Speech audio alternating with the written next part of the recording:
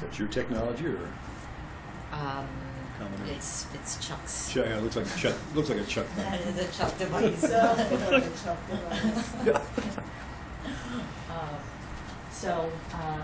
We're here to try to capture the future session, the future of DHSU, how you would like it to be. But in order to do that, we need to make sure that we have the current state correct. So I've sent out this document. This is the template that we've been using for all of the components to cover at a high level your processes that were captured during the sessions. So if we could quickly go through this, or as quick as we can, for any type of corrections or things that need to be added if they're missed. And then after that, we would like to go over the list of questions for re-engineering. Basically, we're trying to get at your pain points, where you think there could be improvement, duplication, maybe a process is not flowing correctly. So that'll be the second one. Last night I actually had used my laptop to go to the network again, so I had to go through the DHS VPN, and I realized that LMS is not one of the trusted sites. So is there some way, is this the right place for this? If we could put that on the list of trusted sites for our VPN to encourage more people to use it. If you log on, if I understood it the way I logged on, I tested, you can't get in because it's not one of the trusted sites. So if we could put that in there, people could use the LMS While they're home. while they're at home. They can, but it's like if you're logged on to the VPN, it's restricted. So once you take it off the VPN, you can just go on the internet and it works. But why not just stick it on the trusted site list if that's not a problem?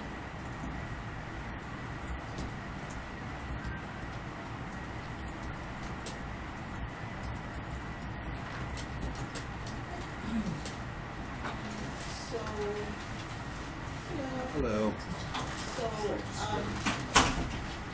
So between and around the second and third bullet with not having updated software or outdated hardware,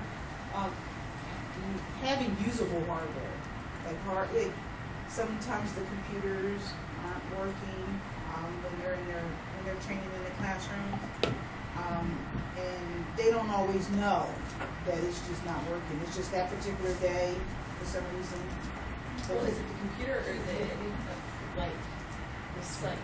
Is it, you know what I mean? Like, is it Sometimes it's just a computer issue. It's just for some reason it's just not working. Does someone check it, or are they supposed to check it? No one ever checks it. It's like the day of, there's always something wrong.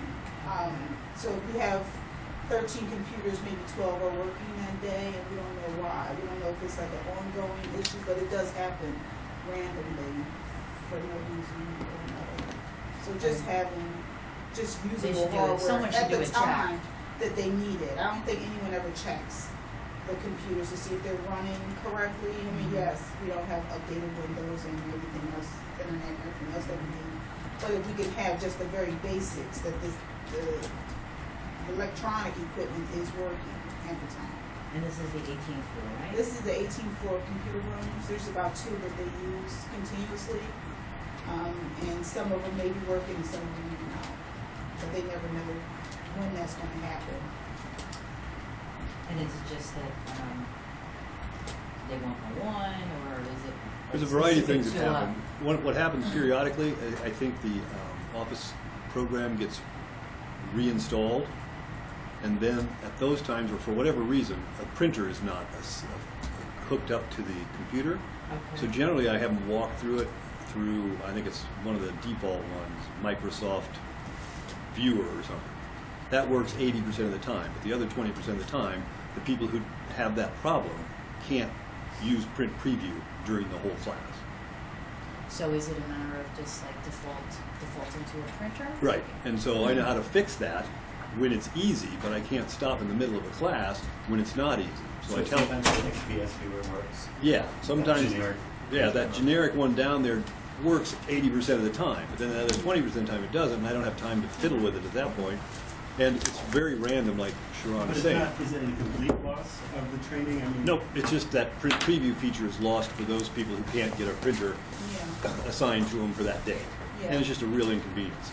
I've reported it periodically, that a specific one that it seems to, the fifth, very particular one that has just a strange, irritating error message that pops up every 8 minutes. Yeah.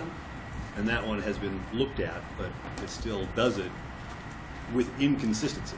Yeah. Might not do it tomorrow, might not do it That's next always week, the hardest Yeah, but then it'll do it it's hard Tuesday. to determine if the computer or if something is working that day. So just having a run of whether the software is working or the computers are working. Yeah. Routine checkups, Check. that Mhm. is. And even the printers, like Leonard is saying. So I was just saying where Jocelyn is typing in is that sometimes the learning specialists get up into the training rooms and they'll say the computer isn't working, and someone has to double up, or the printer isn't working, and we don't know if it's the same. Sometimes it's the same computer, sometimes it isn't, sometimes it's one or two. It's just the inconsistency of the hardware or the software or the computer just not working at any given point. Right? Yeah. You to call the lab people and ask them to fix it. Because me and Chuck were there last week in the recent tour, and one of the machine was not working. They replaced it quickly. Okay. Yeah. Okay. So that, yeah. Should call the lab and Let them know. I think, yeah, that it needs to be When there is an issue on which particular computer it is. Yeah. Okay. Yeah, very frequently at the end of the day, if I have that issue, I send an email and just leave it at that. Yeah. Okay. So we do what we can.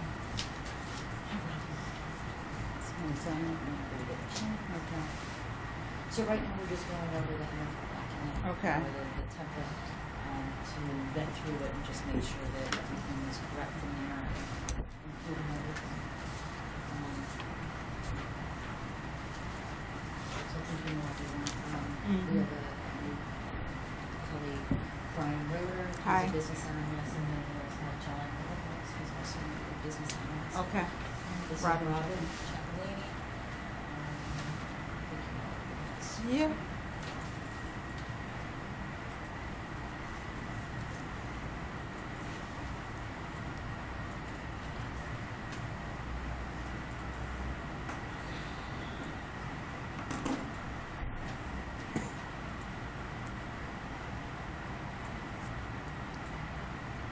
Getting attendance back from CWRC and state, is that anything that we can help with, or? like, That's just their technology-wise? process. Yeah, they have their process, because what happens is with that is there are folks who can also, provider agencies who can also go to our training.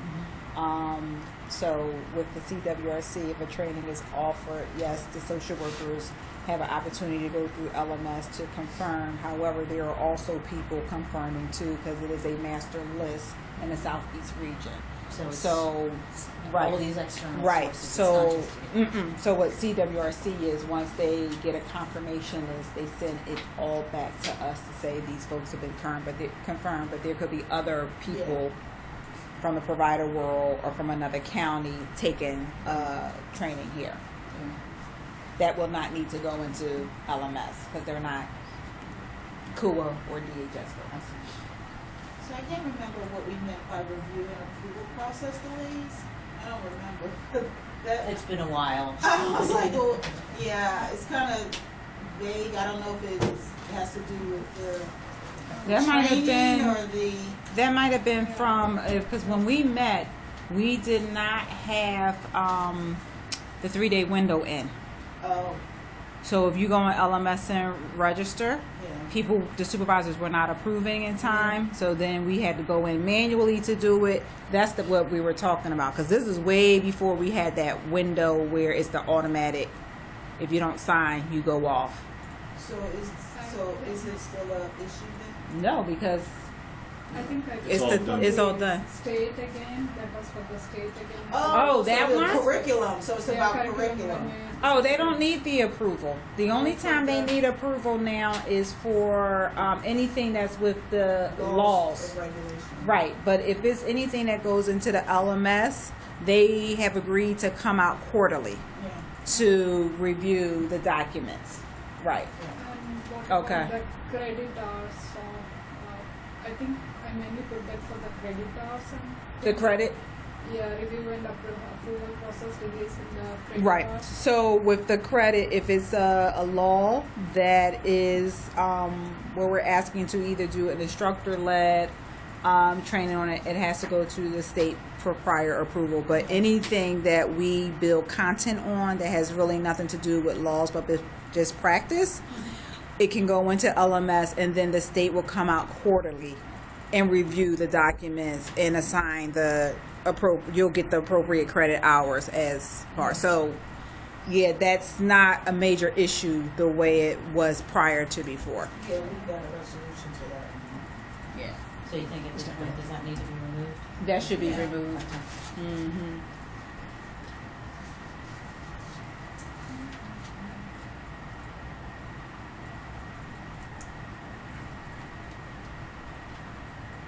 Not getting attendance back from that can be removed too because that's That can be removed because usually that is what 2 to 3 weeks before the training we get the attendance, so that's not it. Not Well, an it issue. could be 2 weeks, 2 months. 2 Attendance weeks. back for confirmation of attendance. From Oh, CWRC. cover. Yeah, it's not. But It's just their process. It's I just don't their know process. if It's there's not a anything- issue or point. Yeah, It is what it is. it is what it is. It's their Swimmers process. won't have any impact Right. whatsoever.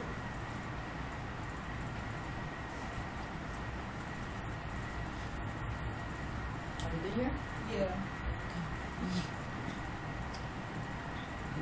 I guess the CWRC state approval for online training takes time usually, and that really, it's not an issue or point anymore because, like I said, they're coming out quarterly to do that.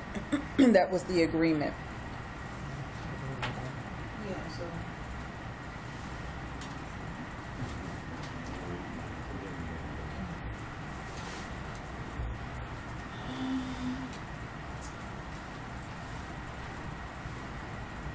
I don't necessarily know if this is an issue or a pain. Just when the classes come in, there's large number of classes, and so, just the spacing, I don't know. at Upstairs on the DHSU. 18th floor? That's not my issue. No, it's- No. okay, No, so- we're not. No, I'm not even going there. Okay, yeah, so that's in my head, so you could That's a business. ignore my head. Yeah, that's a My business head, for. ignore my head, these are thoughts in my head that should That's not be a business discussed. Analyst for Jill St. Clair Yeah, staffing. so, and that's in my head. I mean spacing. That's not my issue. Yeah. Honest. Is there one of those occupancy rate numbers? And Yeah, that. Yeah, that's beyond us, so that's not a DHSU, that's Nope. that's Yeah. just on the That's a- cooperation from partners and stuff. Right. yeah. So that's not an issue then. No. Do they try to That's follow okay. like a ratio of instructor Yeah, to? they. I mean, it's Yeah. not even in the classroom. Is she talking about spacing of our suite Yeah, because that's we have a not number. us. Not my issue. Oh, Jill St. Clair's Yeah. issue. Over there in your building? Yes, Yeah. yes, not mine. Okay.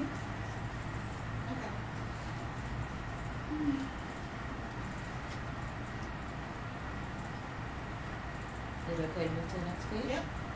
For that last one, do you get that warning when you go into LMS, this is not a trusted site every time you go in? No, if you have a laptop, you sign into the VPN Yeah. and you go put in dhsuniversity.net, you're not allowed to go there.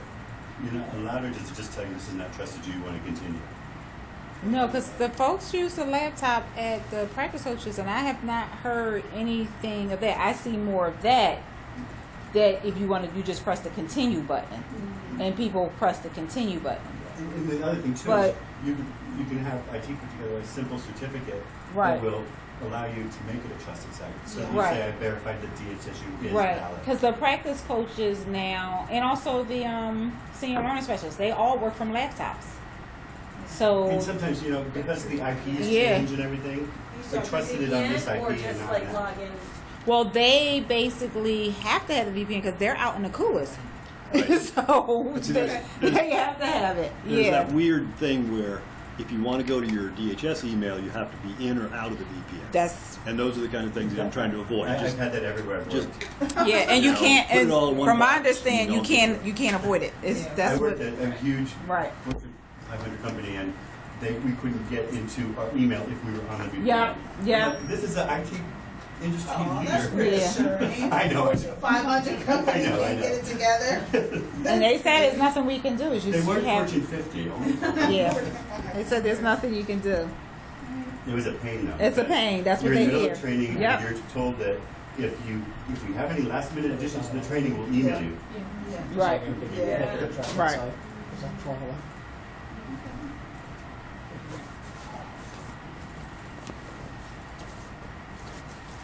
I would cheat. I would keep my cell phone Mhm. at work, but then that's not really a nice thing to do in training. Is right. I don't say anything because they told me you can't change it. So. It's just very weird. Let me see. I don't even know my unit numbers. If you had people up there, it would be much better. the next one I up. think the next one has next it, one's right? Oh, that's what I the need. next one's got the names. Okay, that's what I need to see. Yeah, the next one. Oh, thank you. Yeah. So the one under Renee Dorsey for me there's a spot filled. Yeah. So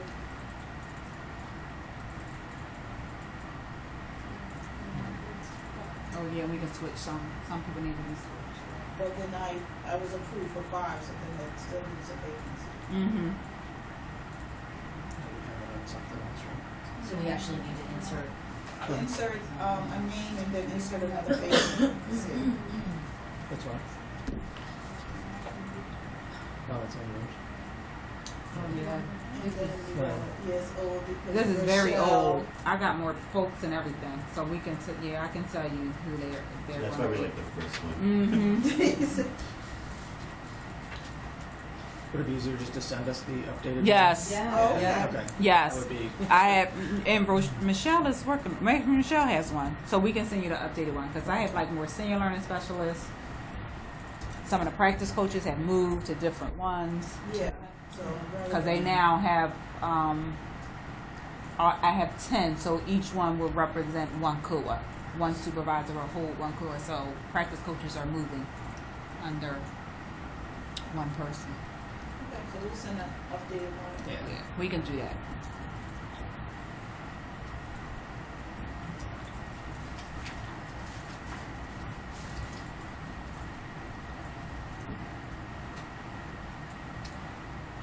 And then now the next ones is just going to get into specific tasks that are going to be taking place within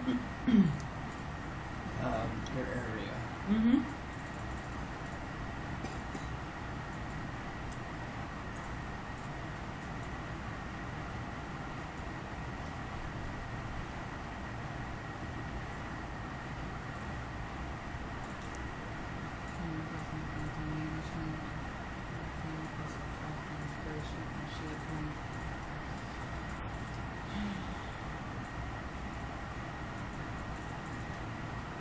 You track our stuff in SharePoint?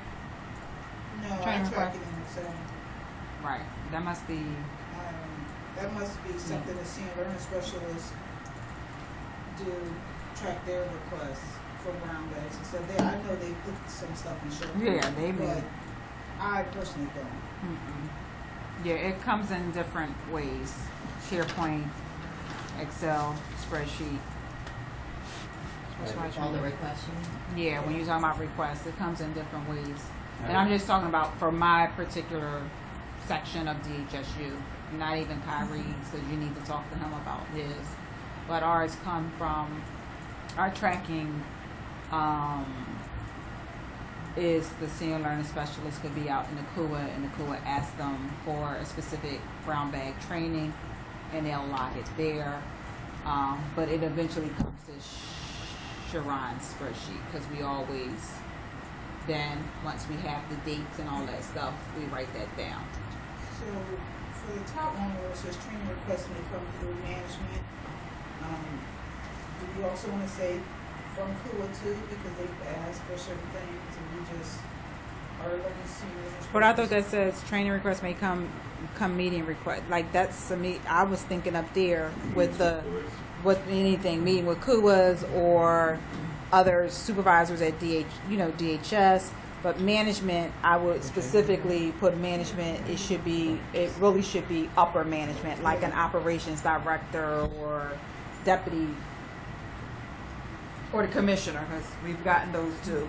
So I would say what, leadership? Or director and above in parentheses DHS after that. leadership. I would say DHS leadership instead of management. And then training requests at the top may come from, you can put instead of meeting requests, like other stakeholders, i.e. the KUA, DHS supervisors may also do training requests. Those are usually, I will put other stakeholders for there. So do DHSU instructors ask other instructors if someone will put together a quiz on something very special? Say that again? Will a fellow DSU trainer ask another trainer who's good in maybe Excel or Word could you put together a quick? Oh, I do that now to myself. Okay. I can say, this is what's going on. I need you, telling my supervisors who are trainers, I need you to build a curriculum for me around this, and I need this training to Does it go happen. through the same kind of approval So, process right. as other- Not so much as the same kind of approval process. But long as we have the curriculum, long as we have who's done it and all that stuff, it can go right into even be done like a brown bag, or it could go online. So it can go various ways depending on what the KUA needs are or what the CYD needs are. Okay. So I have a So right now, basic follow-up on that. for instance, it's already approved curriculum, but the request came from DHS leadership for CYD supervisors. Okay. So I might have missed it. Yeah. Myself, but I see that there's a clear distinction between online and Yes. instructor.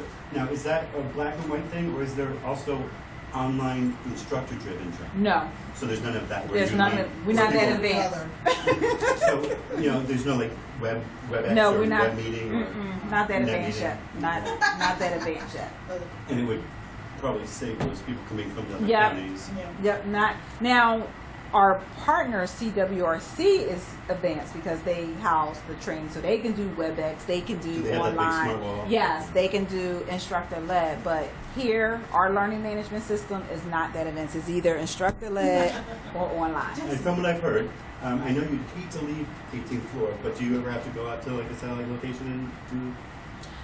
The only time that they had to leave the 18th floor is when the mandate came down with the Child Protective Service law changing, and we had to train all of the new staff on the updates.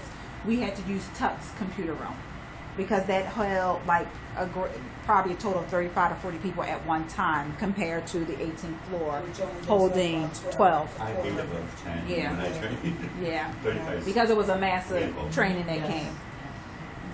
Yeah. Just lost train of thought, so we used to- So trainers, special release, training, assignment, special track. So I guess I have to ask too. There's a different, because it looks like there's a 2-layer track here that's only one track is captured. So with the learning specialist assignment training, learning specialists only do case application trainings. But then you have supervisors who actually do practice training. So it has to be captured in a way that requests can come for case application training, but requests can also come for practice training. So What's a very layman's definition of those two? Case application training yeah, is what? how I Anything in relation to how you would how report I, data on a case. on a case on a computer, right? What are my tools? What are my computer tools that I need to use to do my job? So then the other one becomes. Then the part other of one the is how I do my job. The actual policy, The technical practice. steps, 1, 2, Yeah. 3 is the Right. case application. Then the rules and procedures. and It's my practices. foundation of rules and practice, right? Is Right. there ever where the person who's doing the rules and practice also will show how to do it in the system? No, because they're at different levels.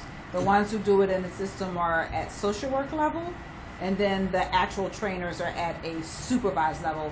So the trainers who are under me will never go and do a whole ECMS training or a whole FACS 2 training. They won't do that. And vice versa, the ones who do the FACS would never go and do a safety assessment about foundation or how to write an effective note. They are but there's 2 tracks of training So they're really that is two under me. different business They are 2 different roles and businesses. applications. Right.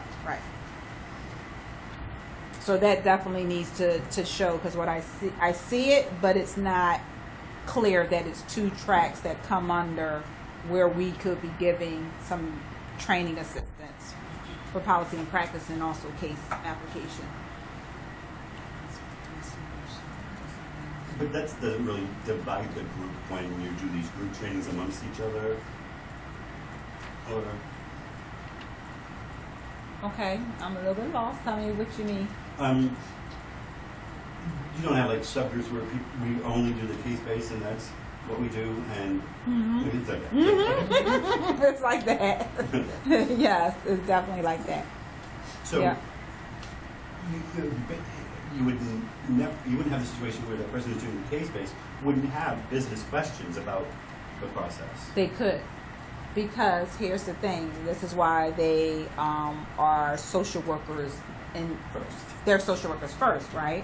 So anyone who's doing a case application had been a social worker, had done the work, must know the policies and procedures. So if a business question comes up, they can answer it, but we try to tell them, go back to your supervisor. Because we don't want them in the middle of giving a practice or policy where there should be focus on the case application piece.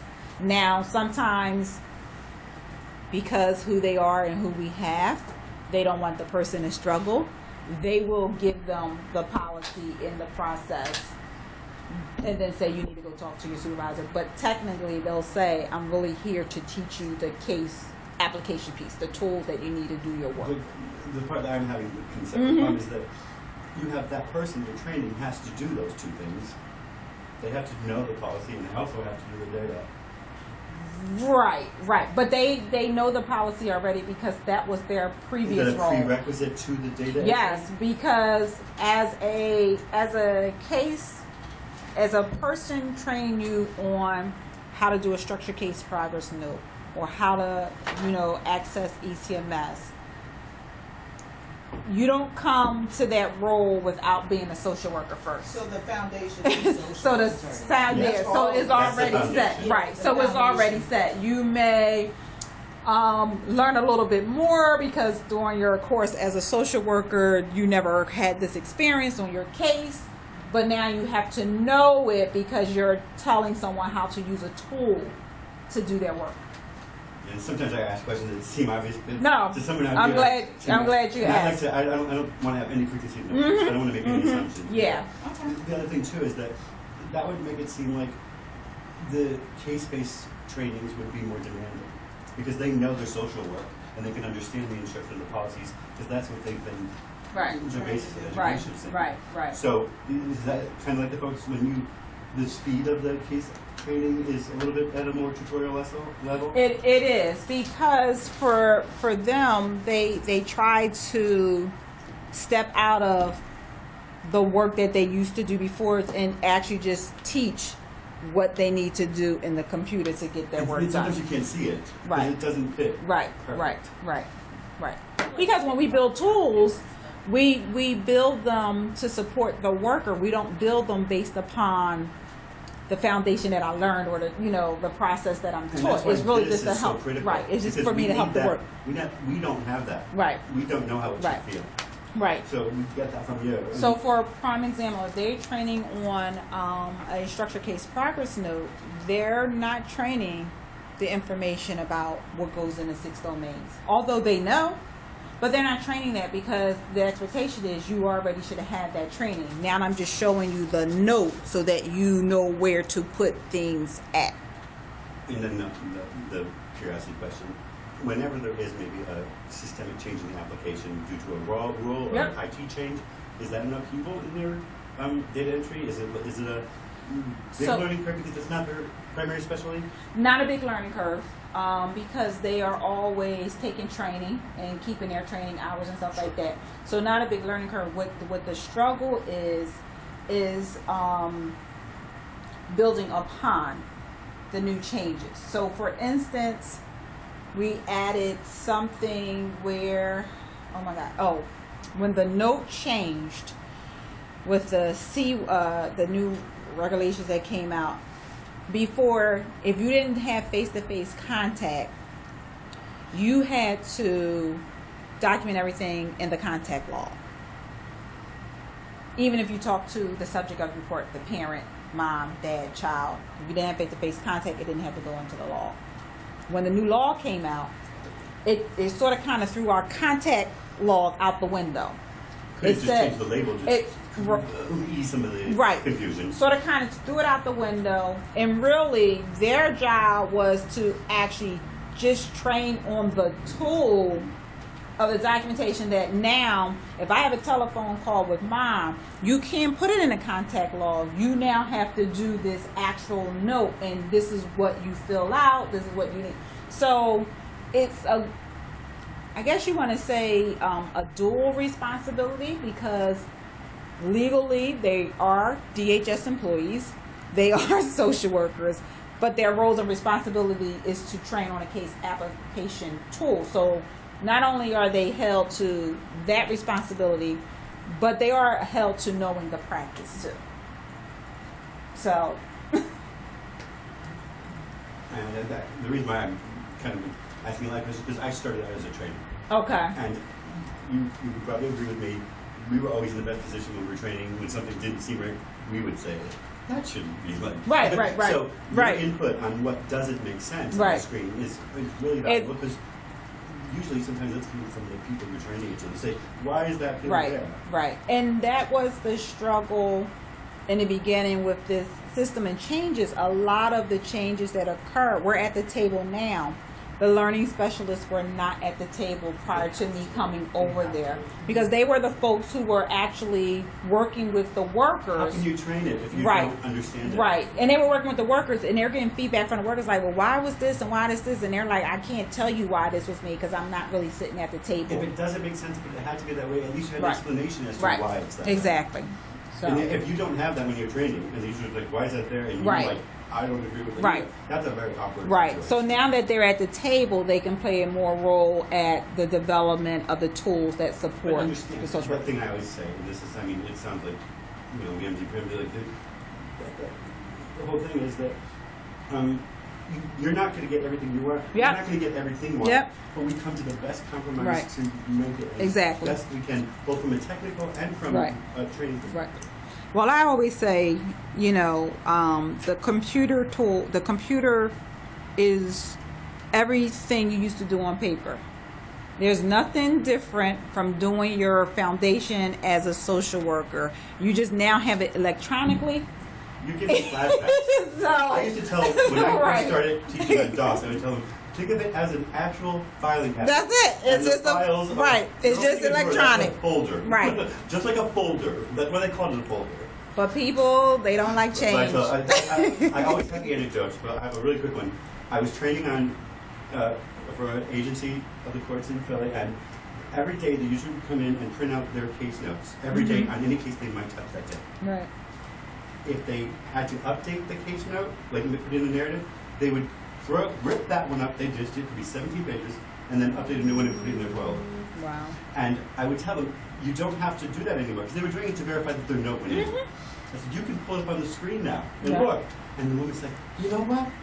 That's great. And Nancy, where are you going? I just know I have to go get my case notes. Yes. So, yeah.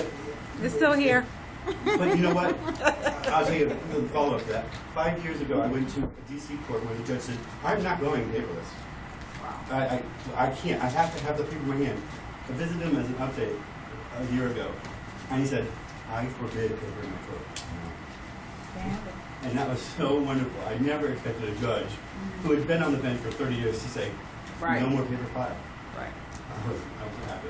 Yeah. So that's the struggle we deal with constantly for my staff. But that's the two tracks that has to be Delineated. captured here, because my supervisors on the practice side, not only do they support, transfer learning, making sure practice is going here, they are also trainers too. So they have a dual role. So, and this is a question, and I probably missed it because I didn't dive deep into the LMS site or anything like that.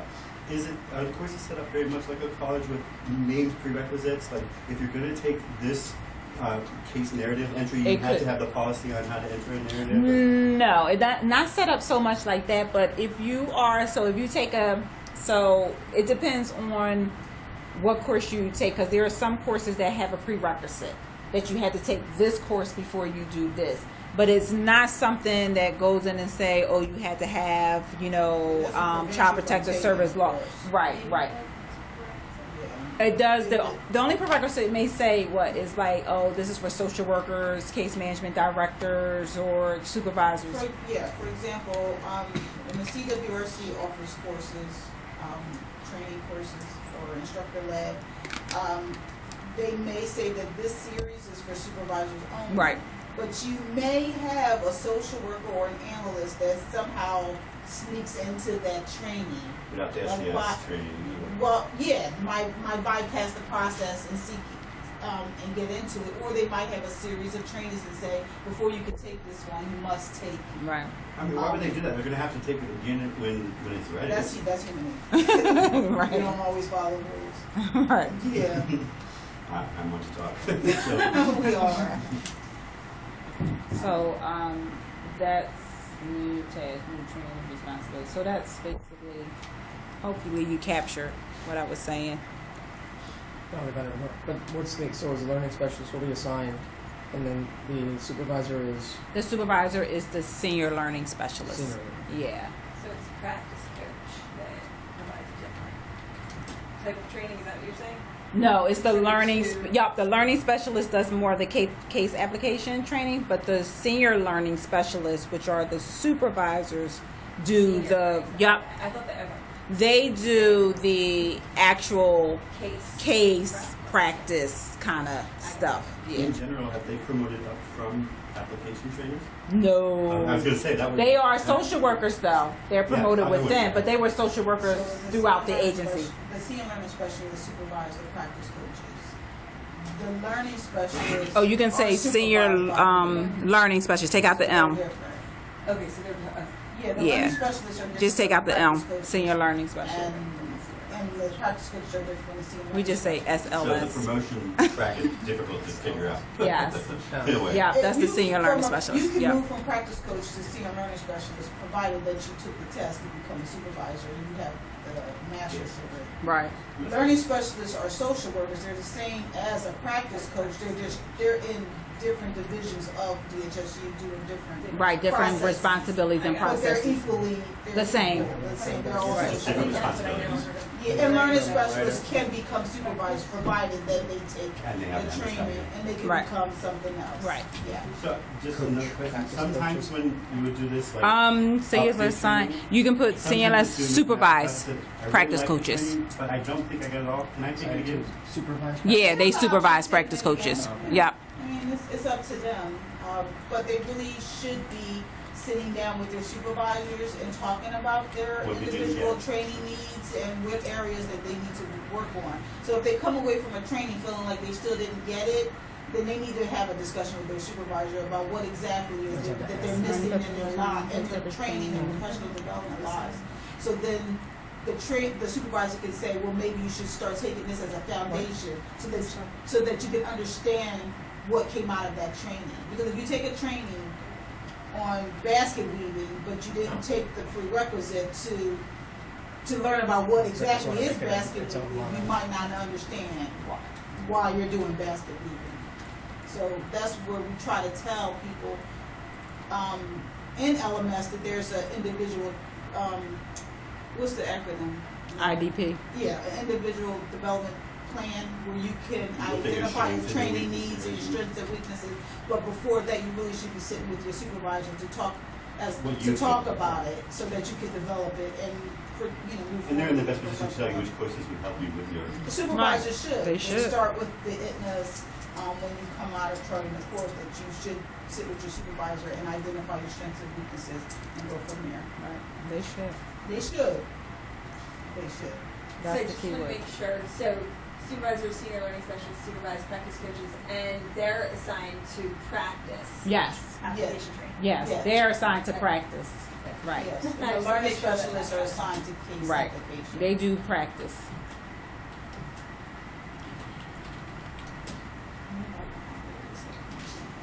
So they have like the title of the role here. Say that again. Wouldn't it be more have the title of the role here, like in case what they did? I thought that's why I'm a little confused. So everyone in the DSU has to do that. Well, this is all understand to be, I guess, in Robin's area. Yeah, in Robin's area, because Robin's area is technical assistance and continuous quality improvement. The other side of DHSU is Training and delivery. curriculum, training and Delivery. delivery. So there's a different side of it that you'll need to capture in a different Right. meeting. Do you have any specific name for your team? I had to specify DHSU. It's TA. You can put So you- TA. Technical Yeah, assistance. so Mm-hmm. DHSU. Yep. DHS technical assistance. And then Kyrie's is training and delivery. Mm-hmm. TA and TD, new acronyms, oh boy. TATD. Yeah. Yep.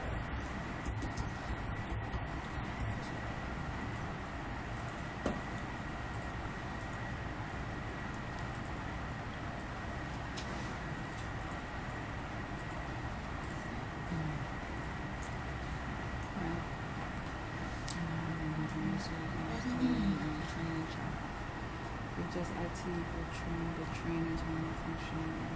Okay.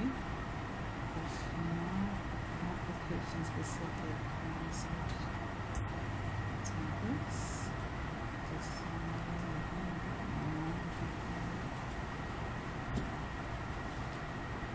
Was it not application specific, then research self-study on a training topic? Yeah, what is that? Just in general, how do the case application trainers keep abreast of any new developments? So they're a part of work groups. So if there's something new to the training databases, or up to something updated to the Training applications, such as like ECMS or FAX2, if there's any updates to the computer systems, then they're a part of those work groups. And they get that information, they sit with Chuck, they sit with anyone from IT to learn what those updates are, and then they update their curriculums accordingly.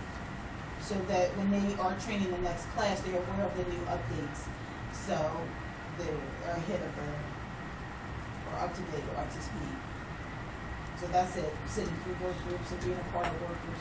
And just maintaining the relationship with IT. So they have a natural relationship with everyone in IT.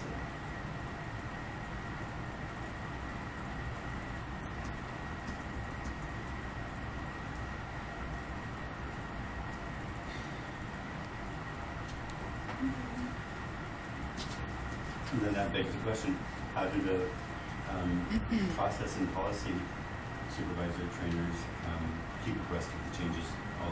Because I mean, it's a probably obvious question, but I like to hear it from The same, this same way, because when it comes out, they need to know, because when the changes are happening with the case application, it affects. No, I meant like if there's a legal change, a law changes. Oh, we all gotta know that. Yeah, I mean, yeah, The they'll policies do, are they'll, distributed. yeah, the policies are distributed, it could be email, or they can say, you need to go take a training Yeah, on, mandatory. Pretend like I know e-learn. nothing, 'cause Yes, that's close to yes, true. yeah, so that, it could be a couple ways. It could be via through a memo, policy, letting people know that this is the new change. Or it could be that it's an online training, you now need to go to CWRC and take this online course. by a certain date. By a because certain the date. law goes in effect the next day. Right, right. So those are the ways. Right, Yes, you're a right. year late. Those are the ways. Does that ever get tight? We do our best to stay ahead. Because right. I remember when we would have to do legislative updates and stuff. Right. Sometimes it was like the night before at midnight because you couldn't put in the system Mm-hmm. because you couldn't charge a certain rate or something. Mm-hmm. So we had to stay up. So we went to Oh no, laws go in effect and we still behind. Yeah, it's like, Effective, Yeah. right? And it's like, oh, okay. Well, thankfully, the way this works, All 1,500 staff, the you must light be doesn't trained. know that day. It's supposed to. Right. Right. That's how it works. In our So job, the it's rest of usually things. like, if it was 3 Decide weeks, whether that the could training be will be a- online or instructor led. Okay. Yes, that's already, yeah. Scheduling will be done at LMS, right? That's fine. This I is- think you skipped one. Did you? I have used the articulative bill. Did we miss that one? Or do I have something old?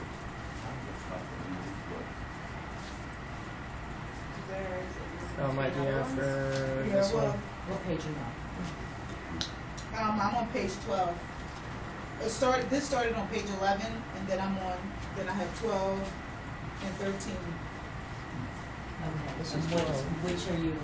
Yeah, what page We are you? were just on, we were just There's on only 11. 3. There's only 3 with that. Yeah, that's what I'm saying. Oh, well. Wait a minute, you got the wrong because I'm on 12.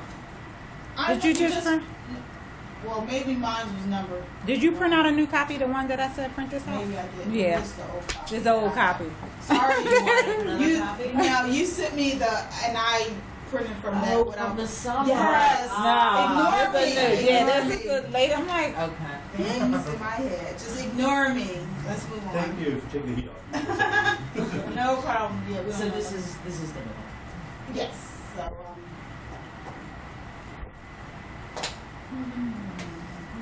So this would only be applicable to to your area. slow the dates so LMS so users can start. Right. Yep. Need to update the dates and all that. The training date change. Right. Yep.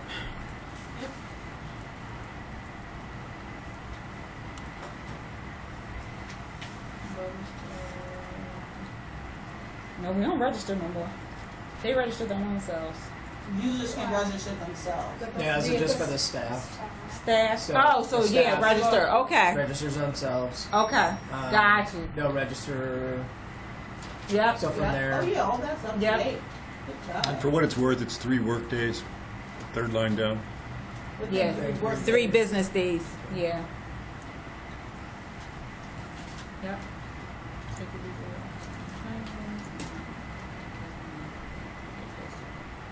Well, we don't take out anymore, right, Leonard? It's an That's just one automatic, way to right? get that pronounced. Where it says LMS administrator. Where it says LMS administrator takes the user Oh, out of yeah. the training, Um, it's automated now. That was a manual process until July 1st, 2016, and now it's manually done, as indicated in the point 2 lines above. Yeah, it's automatic now.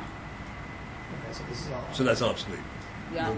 They don't even do that anymore. So just Yeah, it's the automatic. Rockies and Yeah, it's automatic. Yeah. system. The system does it itself. Mm-hmm. So just Yeah, and that system And that's does it. automatic Yeah. now too, as of July 1st. Yes, that does happen. not for the money. LMS administrators import all new users to LMS. Yeah. Okay.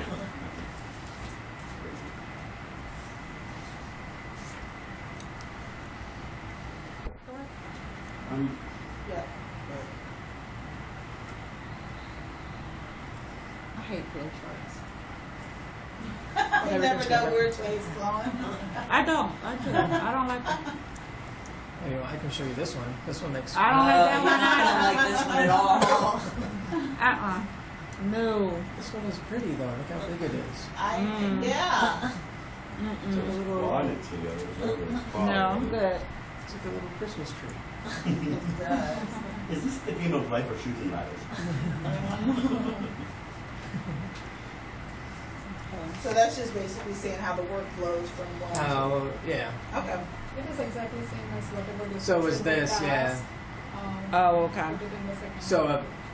I mean, I know you can't read it, but it's basically how somebody would go to register, Mm-hmm. and then it would go to the supervisor, and then it would go into the process. This would be automated now. Mm-hmm. And then it would go the state application. They would get it. They would send their results back, and the DHS, the supervisor would get the results. The staff would get the results, and then down here is the bulk of your work area, rather. So It's a lot of squares and like Triangles. Greens. and greens diamonds. compared to the top up at the top. well, this is Because that's who's responsible for each thing. yeah, this is specific too. So this is more. This is like the staff area, so that's really kind of Mhm. nobody, and then you have more or less kind of Just Kyrie's supervisors. area, which is in here, and then yours is. It's look, it's a lot of and stuff. then you, and then you just throw up on the page. Right, right. Okay. Good, thank you.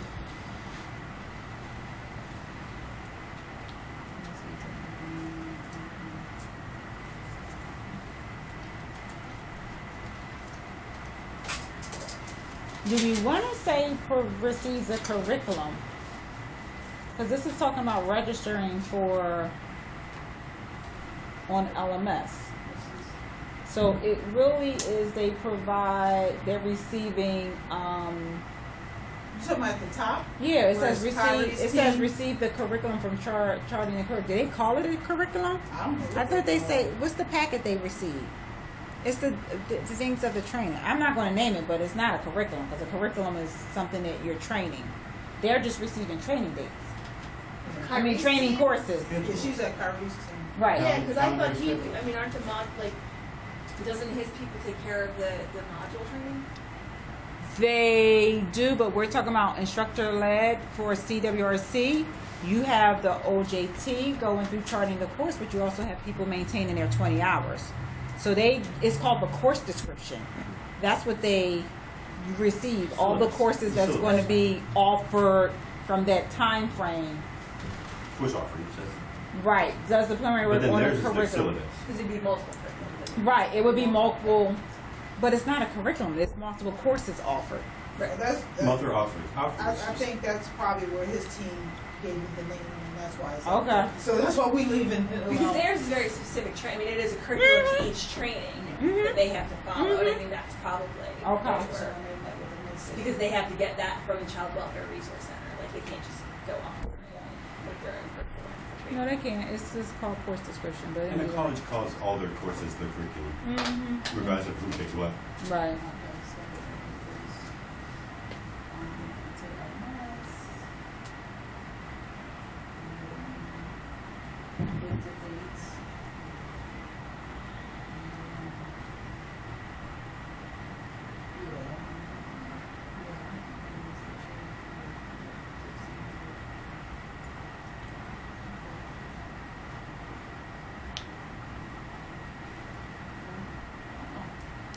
See, that arrow seems to be flowing.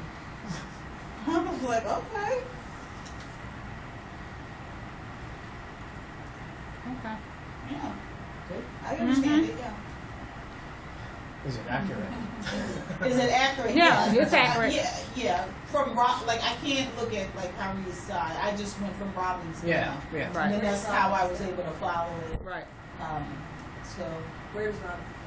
the second slot Their here. first interaction is to upload the Oh, date. okay. Yeah. So then I went down and then went over Yep. They register, email, 3 days, record, receive, send confirmation, train the trainees. Yeah.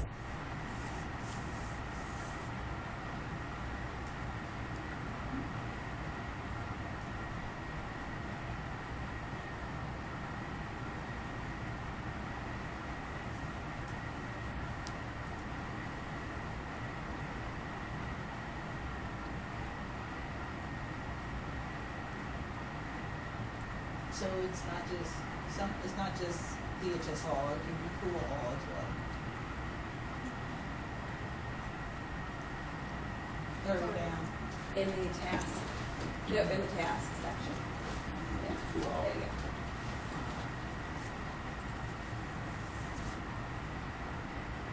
Now, you said this has changed now, that they can do the online registration? Or no, for this one? Say that again? Yeah, they can. Yeah, they do the online can. registration Mhm. for the fourth one. Right, So it's not staff, it's actually staff and trainees. right. They can do their own, right. Yeah, there's some DHS cool staff. Right, it should be just, yeah, it should Is be this cool. LMS administrator or the application does it automatically? System. They just put, that sends out an email to register users. The LMS. The system. Yes, the system does it.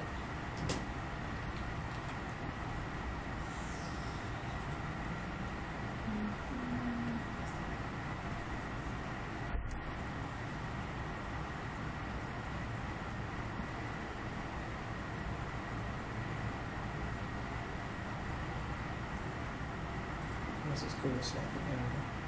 Right. Yeah, there's several places there where we keep cool staff and like, What is it? Can walk in Yeah. the training session. Mhm. Is that like, Our They don't have to supervisor, register. they go past the registration because we're not talking about like online, like they're like. this is instructor lab. Yeah. Because when they going on instructor lab, the seating is full, Mhm. and they were like, "Oh, well, supervisor, I'm just, can I just walk over there and go in and Somebody sit? may not have Because somebody may shown up. not show." Yeah. And the supervisor say, "Sure, you can." We didn't sign up. That's how it should go, but it does not. It doesn't go. They Let's walk. check the list for your name. Yeah. Yeah, and, they was all right. I've been in trainings and seen it. Like, are you kidding me? I'm just standing here and wait. See if anybody doesn't come out. Just like you do that at college all the time, just walk in and take a course for free. Mhm. You don't get credit for it though. Yeah, they do. I know. So, send and signing sheets, evaluation forms to Kyrie team and to input into TMS. And we're not sure if TMS is really going to be sticking around because technically TMS is. So it still is alive? I thought it was on its last leg. It is on its last leg. That's what I'm saying. Training national system. Because we had the LMS, it's like recording the same thing as TMS. So I don't know when it's going to stop taking information, but sometime soon. With DSA. I don't think going forward is an issue, but what do we want to do about the past data? So past data, according to Nadia, it won't change. You can always pull out reports. So it's just that you can't input anything in there now. Is there anything that's that you're inputting to TMS that doesn't go into LMS? No, they all go into LMS now. That's why we don't need TMS Right. anymore. Yeah. Because LMS is really supposed to be the one-stop shop for your training needs. Yeah. The domain, the schedule, all the updates, Mhm. everything is in Mm-hmm. Looks good. Is that?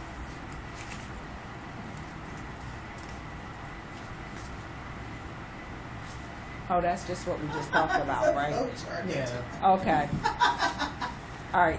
These are the steps that we just So those sort are the of steps. okay. Yeah. I'd rather look at the steps. The certificate. Is that open to everyone, or do you have to have a login? To the You have to have a login. Yeah. Mm-hmm. Yep. And again, it's DHS/Kua workers. Yeah.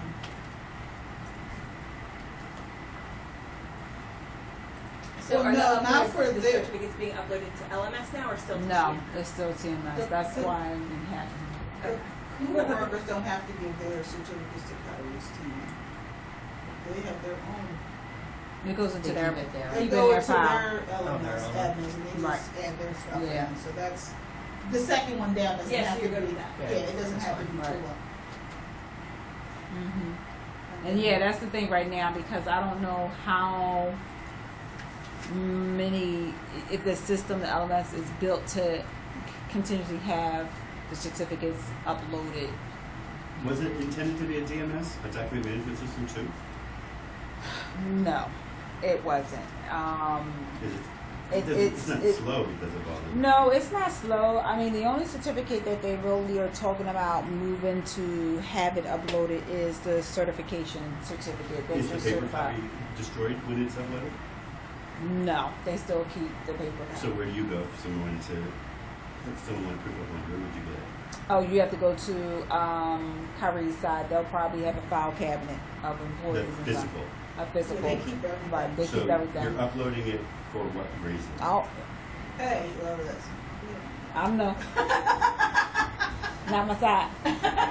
You gotta ask them when they come over. Well, You know, well, the reason why sometimes they would do it right is because there was a legal mandate to have it. And it could for be. a retention period for like Right. you have to have that physical file for 5 years. And it may be because he has to. People can sue them for training, say they didn't get what they Yeah, that's need. So But that could. since we were the court, we just passed a law saying that the electronic file was Right. So that, now that you say that, that's probably why they do it. Because it's Because you a have to legal retain the mandate. Yep. Maintain the physical I file. did hear him say that. Yeah. Maintain the physical file. These articulate to build training modules. Yep. For the system curriculum always for this. Right. Review the existing curriculum and update the code. Create new curriculums for new training. Yep. Research on new. Based on what's new. Try hands-on. The new training to understand the content better. I don't know what that is. Yeah, what does that mean? Try hands on the new training to understand the content better. It's when you go on the street corner and you practice. I was like, really? If anybody understands what you're saying, I go was back like, in and get the you approvals. can't say that to me. I'll take things literal. Like, really? Ma'am, would you like to take some training Yeah, I was like, we do that? on a course? Trying So hands perfect on. she is. So what is that? She tries hands-on before training the user. She tries I would hope so. herself and Oh, so you know what? So I got you. So you know what? Usually they try it, but they also give it to senior learning specialists to review and try it. So, It's trained. It's I have some they more call- Right, so- information. so when they do, so they develop something before they actually put it out. You're saying how do they make sure that it's, so they go back to the subject matter expert who either gave them the content to build, or they'll use the senior learning specialist to look at it, review it, and all that And stuff. kind So. of to go back to a point we talked about where that some of the pain points is the communication thing. Mhm. We call that piloting the Right, program. right. We also sometimes call that UAT, Right. user acceptance testing. Right, We use these right, phrases. right. what And we- that's what- yeah. When we put it in front of people who can look at it with a critical eye. Yeah, and let us that's what know. we do. Exactly what it is. Yep, and that's what we do here too. We take it back either to the subject matter expert, the SMED, who had given us, and have them go through it, or if it's internal built and stuff, and we decided to build it, we give it to the senior learning specialist because they're supposed to be trainers of practice in any way to make sure that it's flowing, and they will review it. Okay. So I have in the second slide, if you say, I have again the. Yep, that's yep. Mm-hmm. The concept, yeah. I remember Crystal saying she's tried, at least she tries hands-on before. She does. So you may say for that would be the LMS administrator who's building it. Whoever the articulate builder is, they're doing the hands-on before they send it. Okay. So they're doing it themselves. I never do that. I'm like, I don't want to know. I just Right. want Yeah, the LMS No, I know administrator who's building it. So they're the ones building it. So yeah, she's trying to help hands-on part. Yep. Got it. Yeah, Crystal does do that. Actually, they all do that. At least they should. Yeah. Before They're you, going down. They before all- you give it to somebody. Develop the curriculum PowerPoint. Yes, they do that. Say usually try PowerPoint will be transferred. Yep. And do voiceover. It's a system they use to build e-learning or online training. It's an Adobe software product. Just as good at the work. Yeah. The mouse moving on its own. Yeah. Like Right. tester.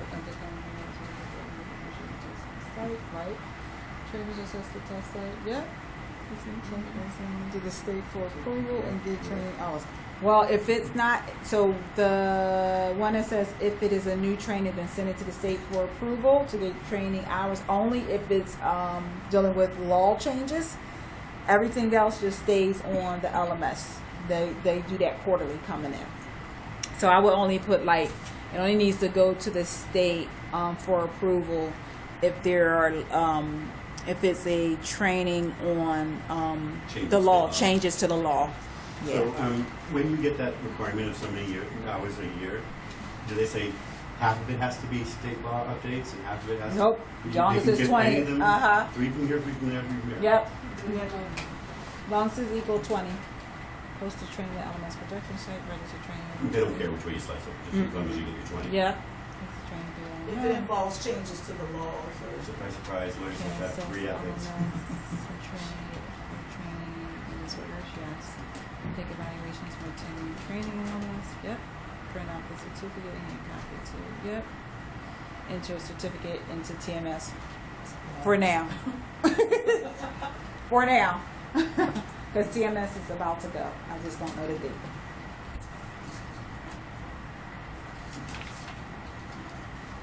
yes, the future is LMS. That should be our new slogan. Future.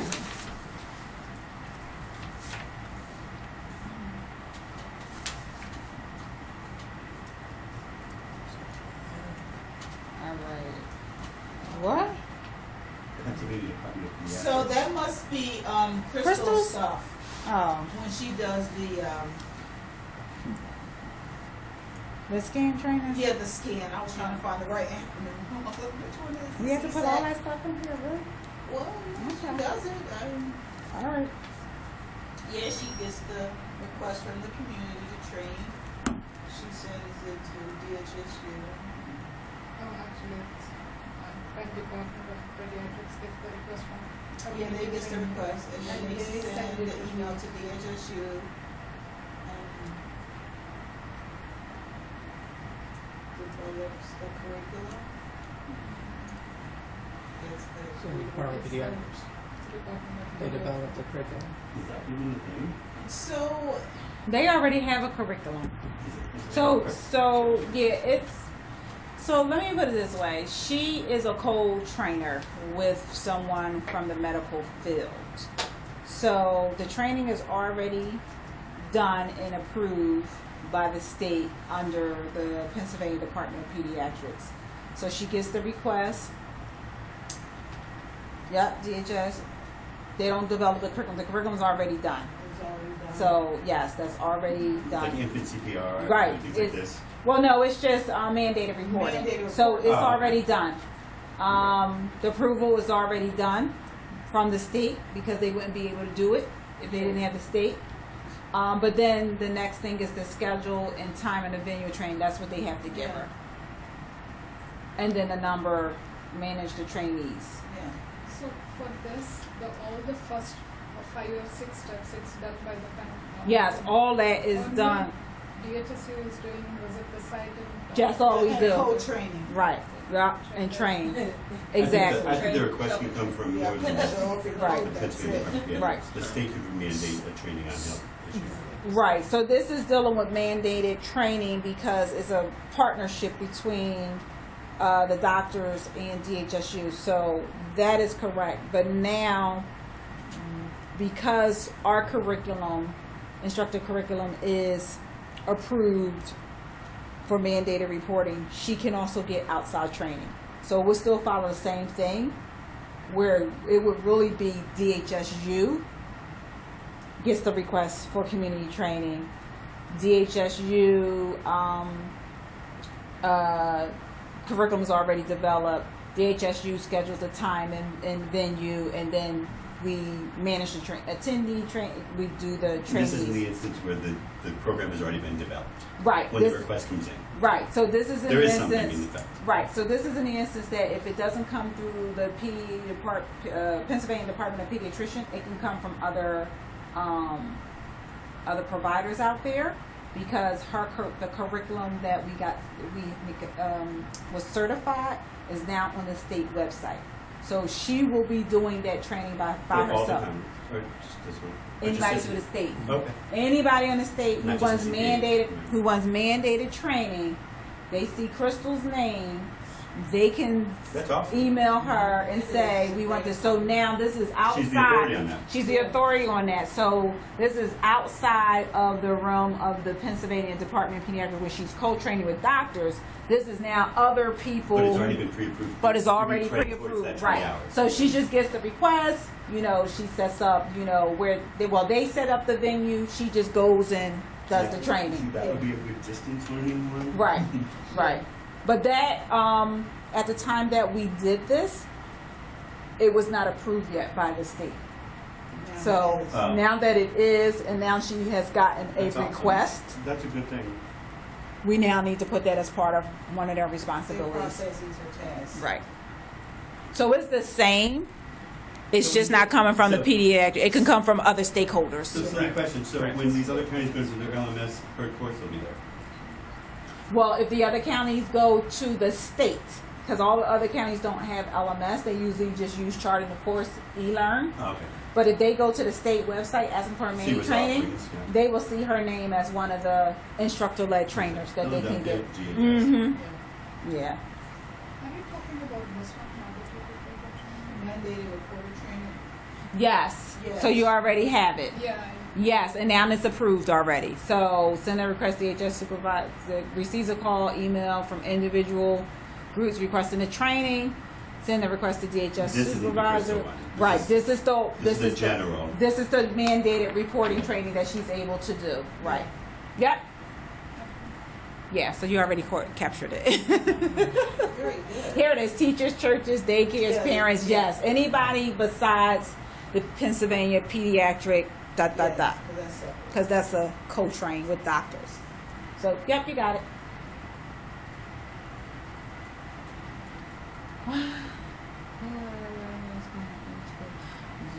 Leonard? Not There my, you go. that's not my forte. I leave it all to Leonard.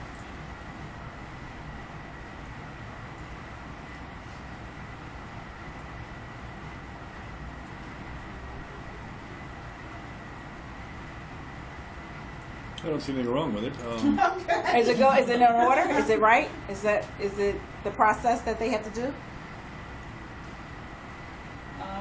Did you put in there meet And monthly? you do monthly, the Monthly meetings. And you also go out to them as new admins are identified. All right, there's, yeah, if we want to add that as our Yeah. monthly meetings with DHSU staff and the KUA LMS administrators. Happens first Friday of every month. Ongoing communication throughout the month, including field visits as needed. Yeah. Yeah. So this is as needed, right?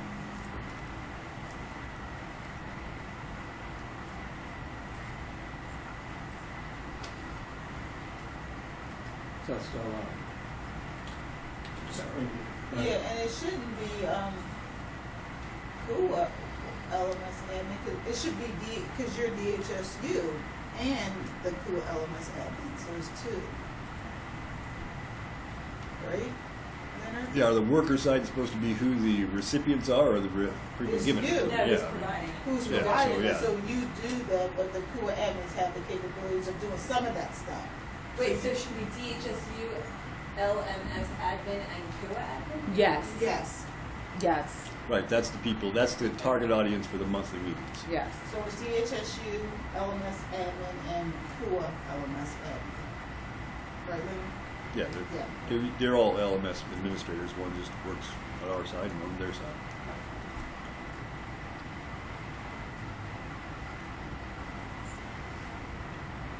So when it says on the top letter, cast the first one, each KUA has one or two LMS admins, so is one of the two is DHS and the other is KUA? No, Or it's is it No. one is DHS and two could be KUA? Essentially, I'm the LMS administrator for DHSU. Right. The KUAs have one or more of, Of their own? Their own All their own administrators. LMS administrator. Right. and so we Right. meet on a monthly basis every first Friday of the month. Right.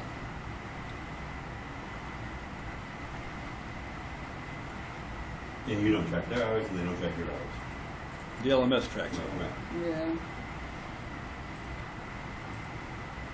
So monthly meetings, first Friday of the month, and ongoing communication including field visits as needed.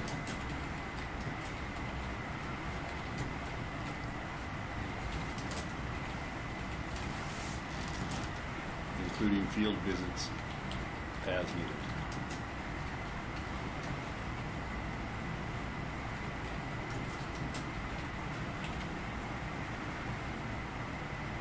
And I guess responsible for 20 hours, is that, when I see that, it'd be like, well, I have to be, I could be called on the carpet then if you didn't get your 20 hours. That's not the idea here. The idea is that each staff member is responsible for themselves, and that between them and their supervisors, that's who's responsible. All we're doing is making sure that the LMS, the physical tool, works properly and that the staff knows how to use it. So that's the, depending on what you mean by responsibility there.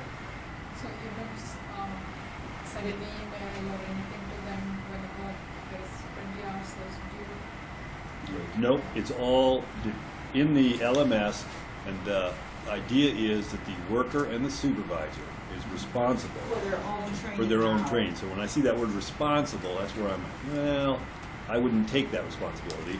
I would just say that I'm going to make sure that the LMS functions properly and that you are educated to how to use it. And they have the ability to get 20 hours through it. Yep, and then it's on them to figure out, They which have 20 the hours. ability to manage, So, to make sure they get their 20 hours, and the ability to run a report So- if needed to see which who staff has does it. not have the Right. 20 hours. When you, just for my edification, when you get your yearly certification, do you have to show like receipts for the 20?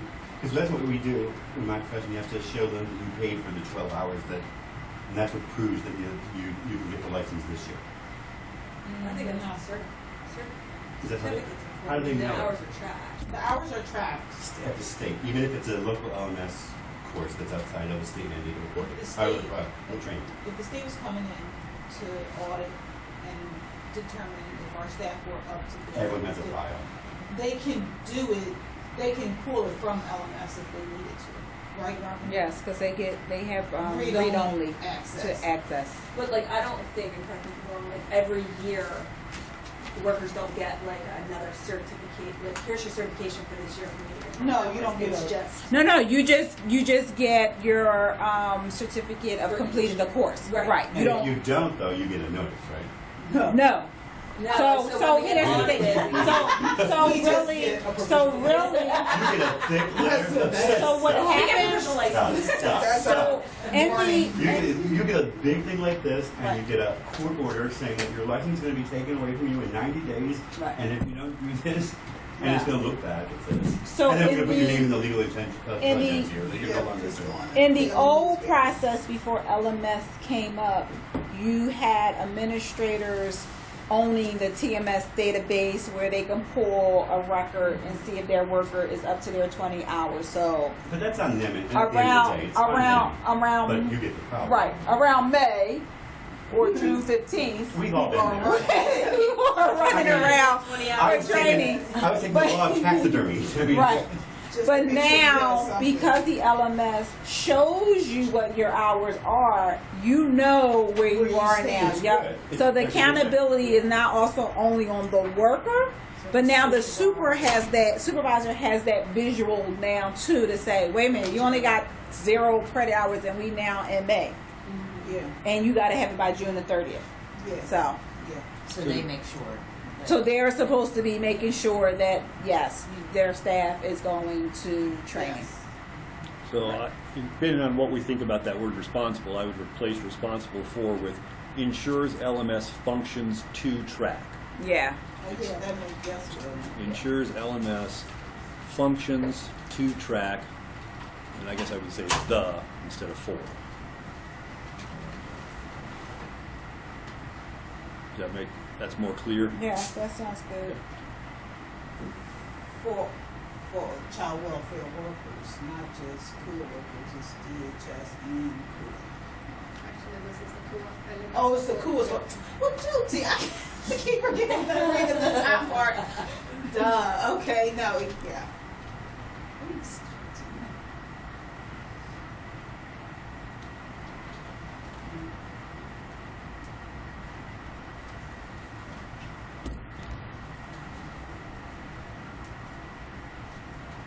Okay? Sounds good to me. I don't know. I don't do that so well, so I'll let my team member do that. What? You know, we did so much. Oh. Facilitate Yeah, you training got and it, right? workshops to KUA. Who does that? I don't see. It's at Kyrie's team. Oh, that ain't mine. Yeah,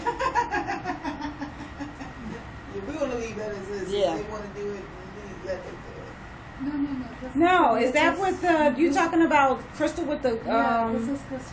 with the court setting up the court stuff? Yeah. That's all that is. Contact Yeah, court. the observation. Yeah, that looks the same. Yeah. Split the team and do the assignment, export the teams, yeah. Yeah. Yeah, because that's for new employees. And that only happens for new employees and KUA employees. So only time when they get a class, that's when she does that. The first part is she receives the calendar from Yep. From Kyrie. Yep. Okay. Mhm. Yes. Yep. Yes. That's correct.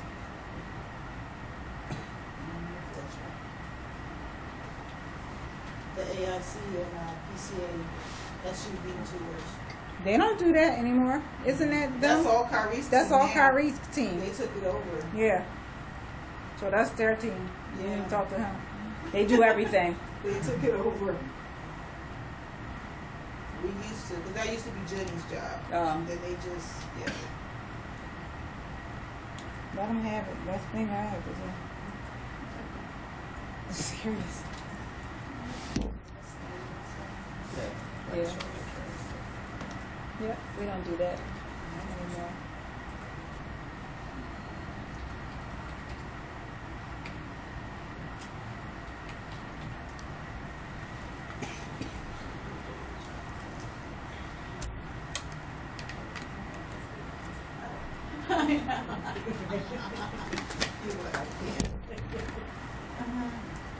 Hello?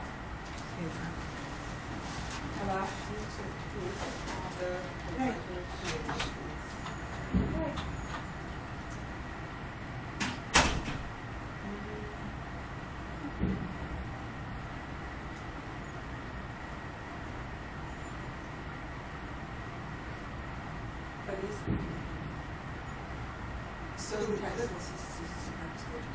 So this is this my team? I think this Learning is Tim, specialist? yeah, that's what I'm thinking. Yeah, so this is the support out to the KUAs.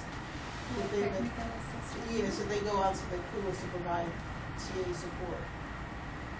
Creates the calendar, and then and then visits and stays at the KUA. Yeah, so it's a reminder, walks to.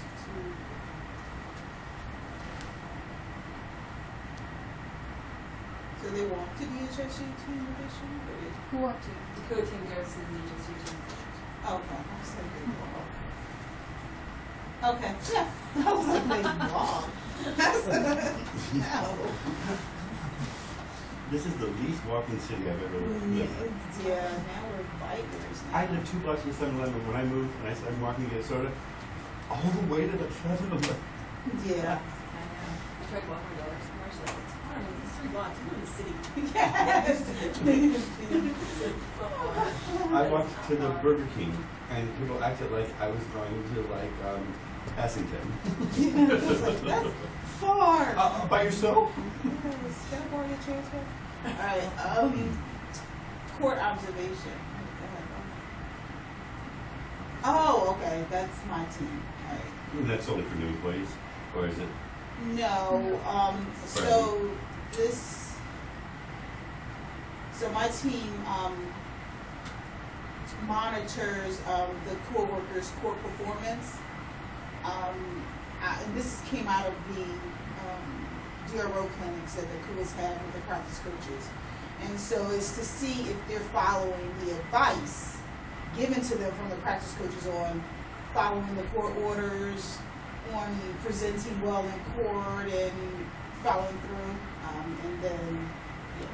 And then if they don't, then we write a report about it and send it to the senior learning specialist in that field. So like if you have a specific DRO clinic about a case, then somebody from your group will be in that court hearing specifically to see if they. If we get notice or wind of it, say we've been following a case for a minute and we know that it's been a hot button issue, like they've gotten no reasonable efforts. The learning specialist who was tracking that case will probably go to the next hearing and keep going to see where they are in that process. So it's not very DRO. This is a DRO. No, they go for as many cases as they can in a month. They try to see as many, yeah, from those, because all of them should have had DRO clinics, and if they didn't, we know, and we will send a report to their chain of command that, okay, the reason why you didn't get no reasonable efforts is because you didn't show up for a DRO clinic to be prepped on how to prepare for court. So, okay. Schedule the court observation and personal counter for, yeah, send the court sheets to Court you. reps. Oh, court reps. I gotta read from that stuff. I'm having like a hard time, like I go straight to the task and I'm like, well, who does that? Yes. It's Friday afternoon. Yeah, Understand.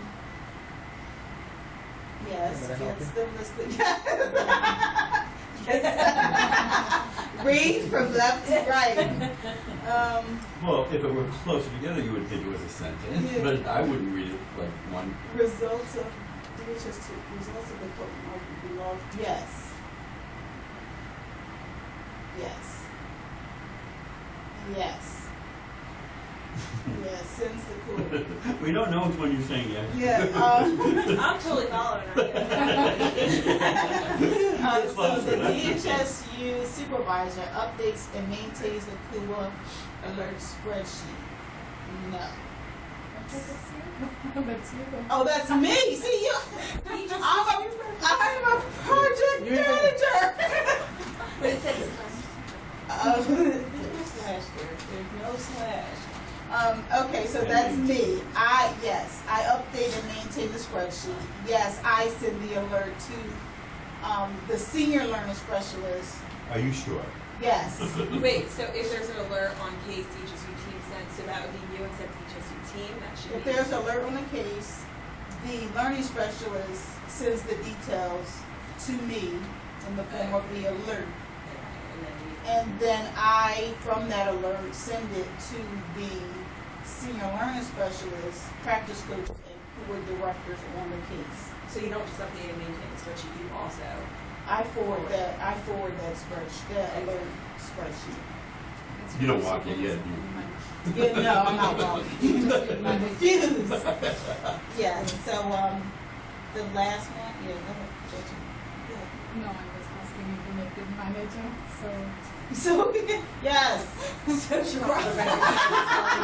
yes, I need validation. I think supervisor sounds. Yeah, they're like, who's the manager? You're not gonna know FMC. No, I was like, who's the manager? Put project manager right there. Is that me? I was like, who said that? And then Josie was like, sure, we had this discussion.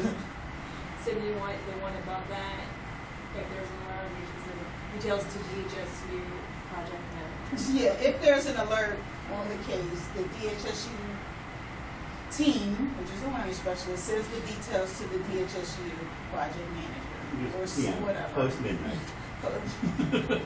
So up to the third one from the top. That one. Yeah, she wants her title.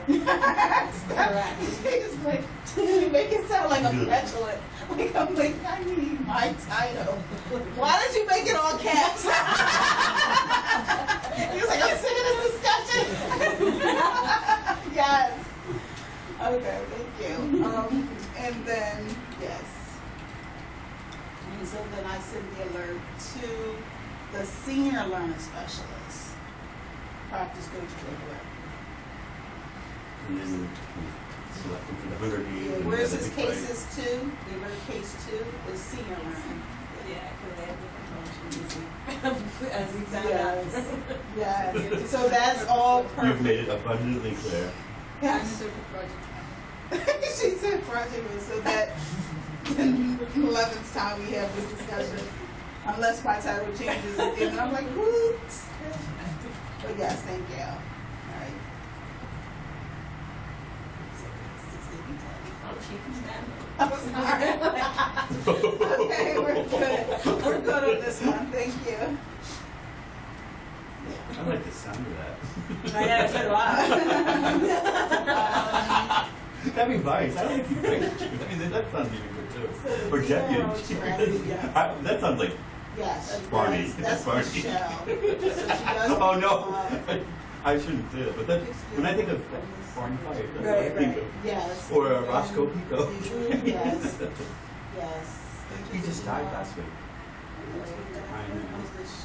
Yes. I poured out a quart. Yes, all that's correct. I didn't watch NASCAR for a whole week. The consults are the ones in SharePoint? Where are you? Last line, last cell. Do you have a Review and do SharePoint the course? So they review and do the DRO consults. Do you have a The SharePoint those aren't the course? consults, those are Yeah, different. yeah, it's the DRO consults. Okay. That's a real question. Do you have a SharePoint course? No. Only upon request. I've done 2 or 3 for different groups as needed. Any of them online or? They've been in the classroom, and it's usually for a specific thing, either PMA or adoptions are the 2 groups I've worked for. They have a task they're working on. They got new staff that don't know how to use SharePoint. We take them up the 18th floor, and I walk them through how to get in and out of the various lists in their SharePoint. From my experience, I love the tool, but it's very subjective in the organization you're in. And they don't tell you how to do the stuff that you want to learn, because that's not your responsibility. I'd like to see it like an enterprise of SharePoint. I know how to, create the hyperlinks links and the assignments and the the workflow queues and the document retention. But some of the stuff, like I've seen people make their SharePoint like a nice So website. this is. I bring it up here because we do have a site that we every time they have a console with the KUA staff, they put it in SharePoint. That was a different.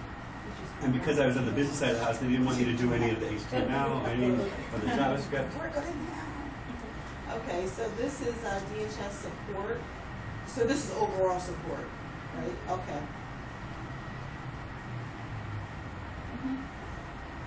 Yes.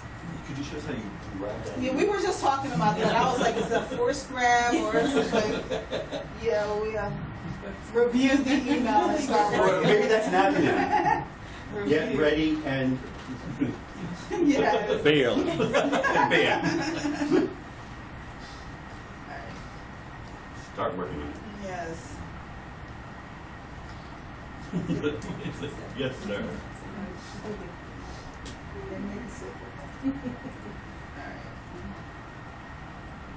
So that's good.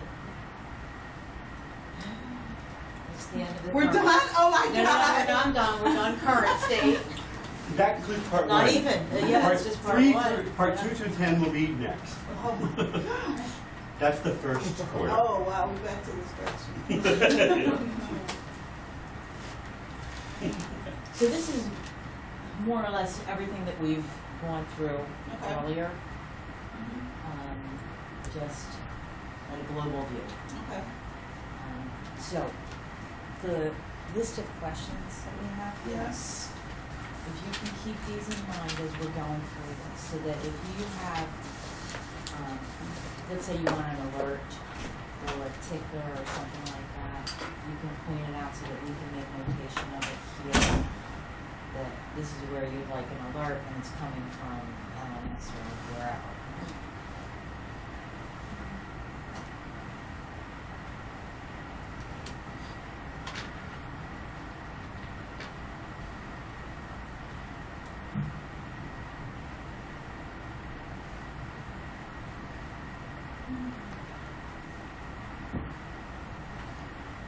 And maybe if you have particular issues with an application, something within an application, point that out too.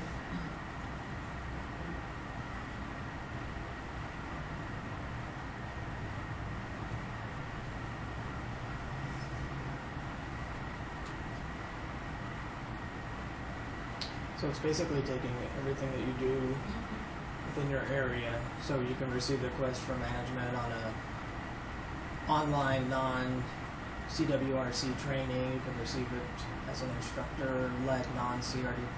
And you can also receive the call or emails from the teacher churches from the out. From there, you would do basically review those tracks and track the training in the request spreadsheet. it's in SharePoint, or it's actually Excel, right?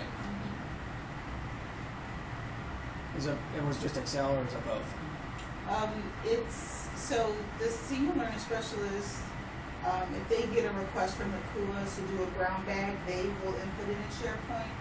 If management or CYD has TA to do a training, then I track it on an Excel. So it does, I don't use Excel, I don't use SharePoint to track requests. I mean, I can, But I do just, all of the requests eventually make it to your Excel, or are there some in SharePoint and some? they all eventually make it to your Excel, yeah, because I keep a To master. yours. Yeah, I keep a master. So I guess for me, Isn't that there kind was of a bad. duplicating? It is, well, because not all the supervisors put that in their SharePoint. But I do record all of the requests. And Robin comes to me to pull that report, so she can give it to management of how many requests came through the month. She's not able to pull it from SharePoint to say how many requests came in, because she would have to do it by supervisor, and I just do it by, if she wanted by month or who's the trainer. But Well, I can I see mean- how that could be duplicative, yes. Yeah, I mean, why not put it just in one place? And I think That if would be nice. If we're talking about a list Yeah. in SharePoint, Yeah. why not just add another field saying supervisor? I guess for me, I just have not become comfortable with SharePoint enough that I would just go to it as a holding place for requests. And so I'm just feel more comfortable with Excel because I use it all the time. So I guess if, I don't know, maybe if SharePoint was user friendly, maybe that's my issue. If I felt that I needed training on it or if it was user because friendly, it's really just a then I spreadsheet. could just stick to that instead of, and then pull a report from there instead of. And the nice thing about that is if Robin has access to that SharePoint or whomever has access to that, They don't have to, they don't have to come to need you. me. Exactly, so, I know Nadia did build for the senior learning specialists, practice coaches, and TA, the SharePoint where they can go in and put their logs in and report reports. I don't know, maybe it starts back to being trained on its usefulness. So it's, for me, that would be one of my issues is that I can play with it and try to figure things out, but if there was, If you sat with somebody. if I sat with someone, if I had some training on how to best utilize it, then I think I can be done with Excel. And then it will be easier for Robin when I'm out for one reason or another and she needs the information immediately to Yeah. just pull it out of there. I think that makes sense. Maybe you and I can contact Myra and ask her. SharePoint training, yeah. For you guys, no charge. Yeah. Because at this point, I think when we first got access to SharePoint, neither one of us was ever taught how to use it and what its different functionalities are. So we just either played with it and figured out things or just left it alone altogether. So And one that would obstacle be- we run into is the 2010 versus 2007. The different Different versions. people have different versions, and And there's so many some of the people have- functionality in 2010 doesn't cross over because half the people only have 27.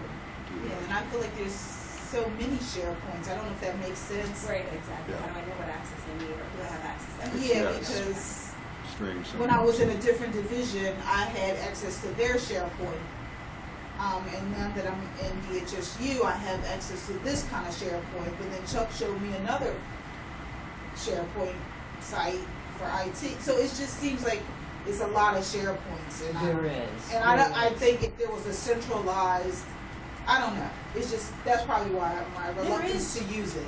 Some of them are set up on a general SharePoint because maybe they only want one list in there. Yeah. It's not, they don't have all their documents in there. Yeah. So there is one general, and maybe we can just move it there. Yeah. Yeah, there's just too many of them. And I'm just like, I don't know which one I belong to. Or what should I be putting this in?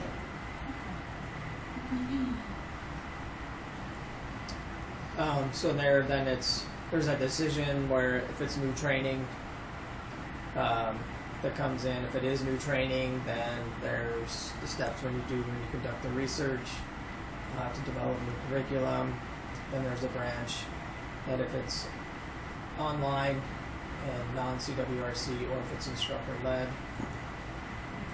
and then it goes through and follows basically all the breakdown that we've walked through.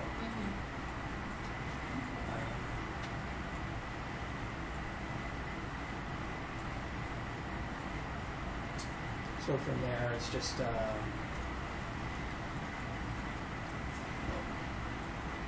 guess I don't know who does this now. So we could clarify that.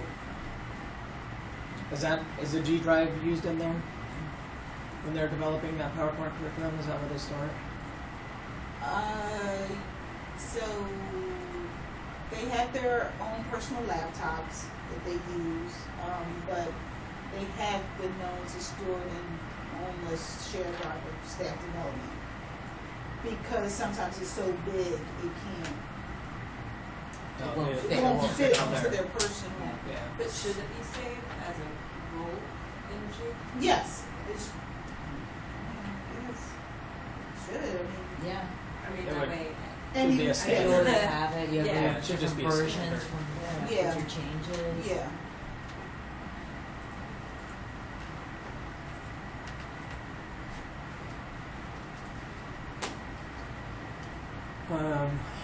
Let's see. So is that who would be notified or how would it be notified? So right over to the right? Well, yeah, let me, so just following it down, you do that translation, you would complete that, then it would go down to, this is the PPI. So they would receive that, they would go through, check the content, yeah. Would they have access to that G drive? That would be something that, So how it they, would be sent to them. so it's either sent, so it's sent to them in the form of a Word document for them to review it. And then from there, if everything is all clear, they will post it to the pilot, the LMS pilot site. Where you Yeah. And So it's then- just emailed to them then? Yeah, it's just emailed to them as a Word document.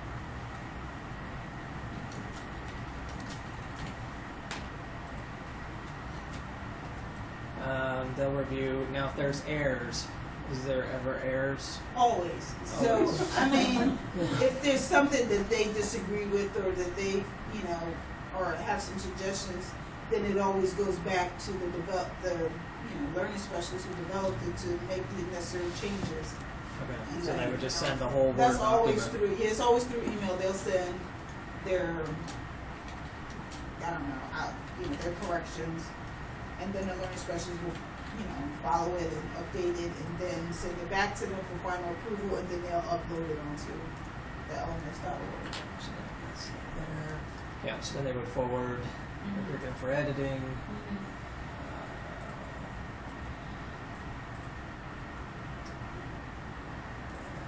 It's there.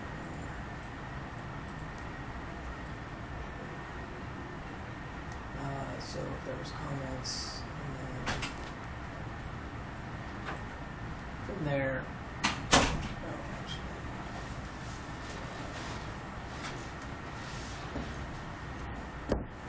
Did we go through all this? We went through all that, now Okay. we're back to the so that was the, flow chart. okay, so that was the learning specialist. Mm-hmm. They would receive that.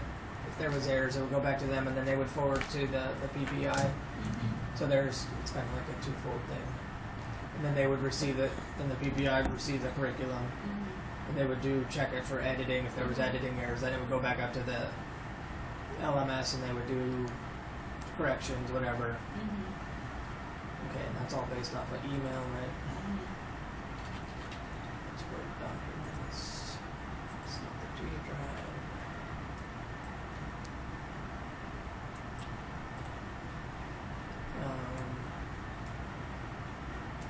And that's the LMS site, right? Yes, so they have the .org site is where they posted for piloting. So it's the .org test Yeah. site. Yes, there you go.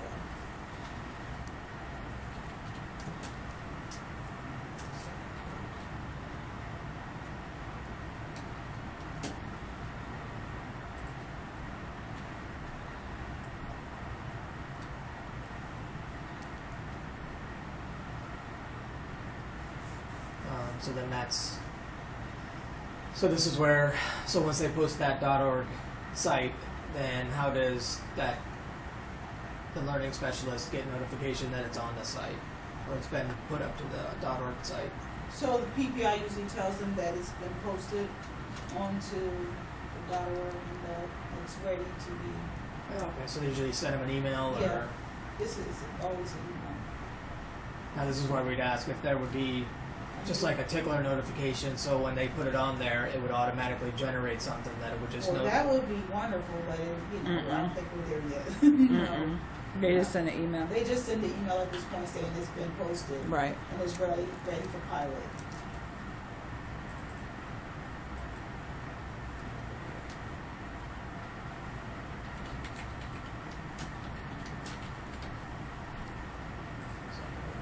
So that feature I like that.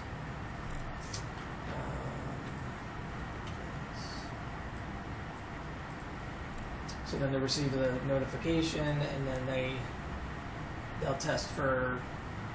So it's usually like the supervisors who will test it to see if it's functioning or if there's any issues with it. Yeah. Right, so the supervisors. Yeah, this is all like, because I wasn't sure on the breakdown between all the departments. Yeah. They're all there.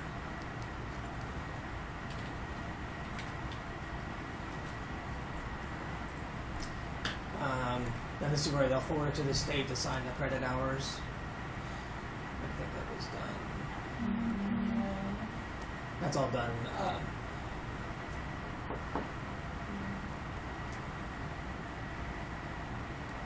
Yeah, okay.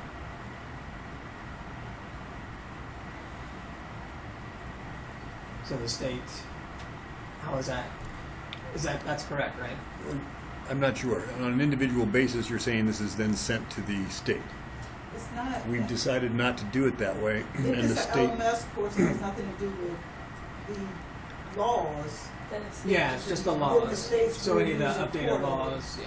Okay. For, So some require the state and some don't. yeah, basically. Um,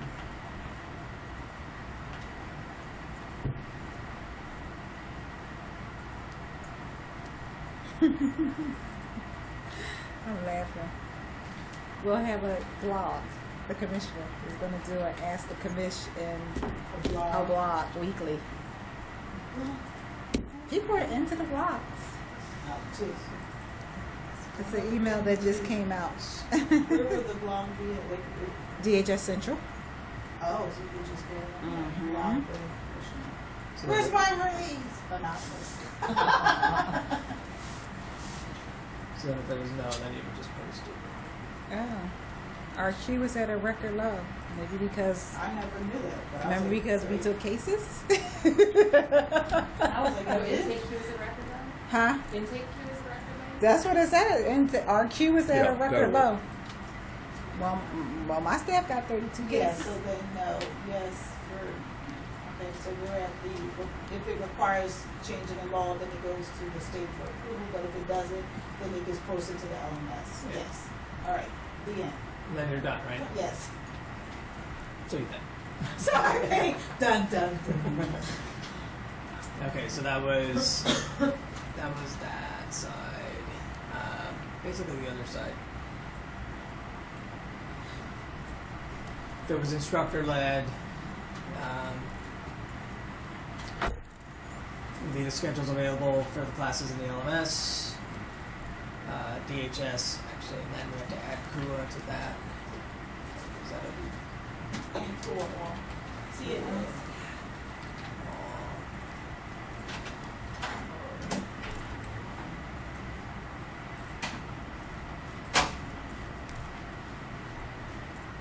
I'll make 3 handouts if there is any. you know, obtain that list from the LMS, attend the course, you would enter walk-ins if there were any. And then this line is just coming from any of those that had registered online, and they got to receive the confirmation, now they're attending the course. And then these are the ones that are walking in, so this is from that. This is there coming down. So they enter the walk-ins for the training, they conduct the training, then they would check the attendance, they complete the eval, which is that still paper? Yes. Or is it a Survey Monkey now? No, It's all primarily paper. It's very. Yeah. Primarily paper, okay. And then now that it'll still be sent to Kyrie's group to upload into LMS. TMS. To TMS or LMS? Well, it says T there. It says That's why I wasn't TMS. quite sure. I think LMS is proper because I don't know that the rest Yeah. this goes Well, in future there. it'll be LMS. Yeah, but Yeah. for right now, I think this is what they do.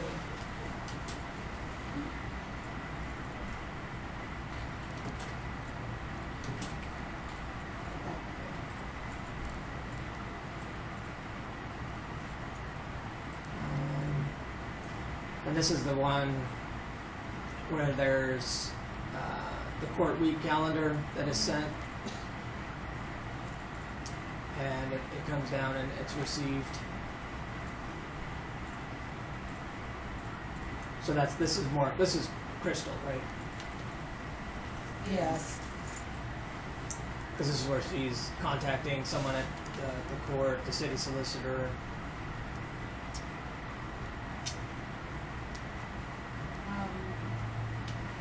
This has to do with the tours and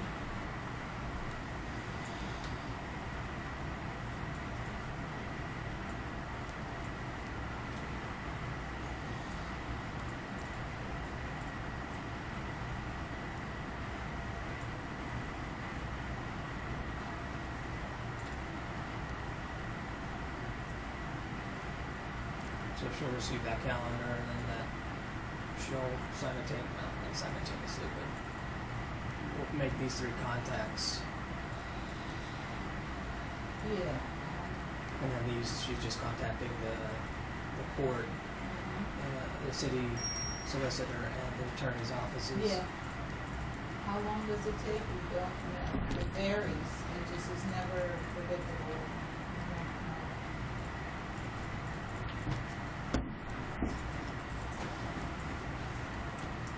It varies depending on.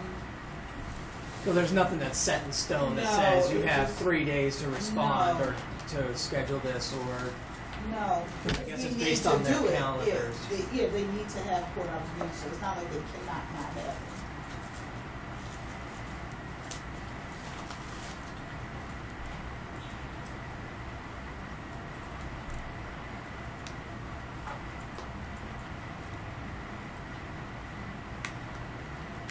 okay, so then that happens, and then the courts are scheduled.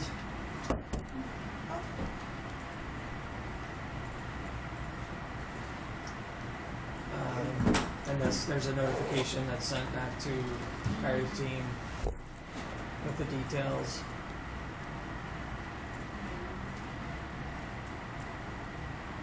Yeah, I guess, and she does let them know what the process is. Yeah. And it's an email, or she communicates it. And I'll get that when we talk to them. These 2. And the escort the team to the assigned courtrooms. She doesn't remain with them until it's over. They're left there. They're required to report back.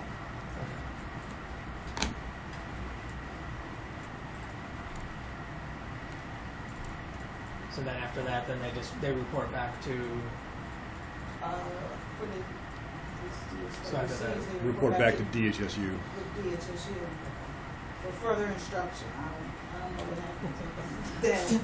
I really don't know. I don't know what they have for them to do after that. I think they might have them do a T or something. So that's really Kyrie's team for for further instruction.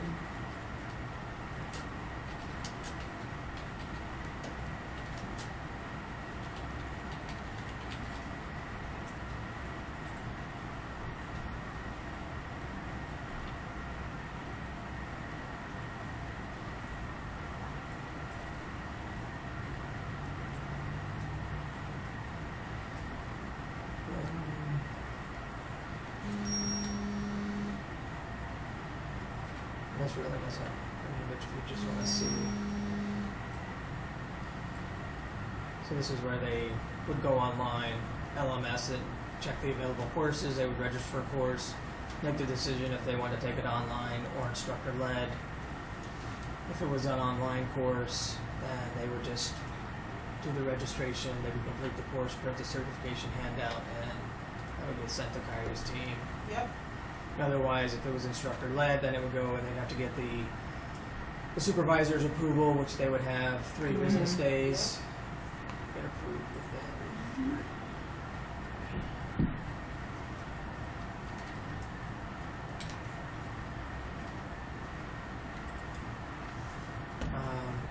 If it is, then they get the notification that they've been approved. Then that approval gets sent down to Kyrie's. He receives a notification, then he sends the confirmed training list, which comes back down to Robin's team for the scheduling training dates, and that's updated in the LMS. I believe how it's sent is to the supervisors by Angela Murray, through email. What's sent to? Say that again, Leonard. Send the official confirmation list of trainees attendees.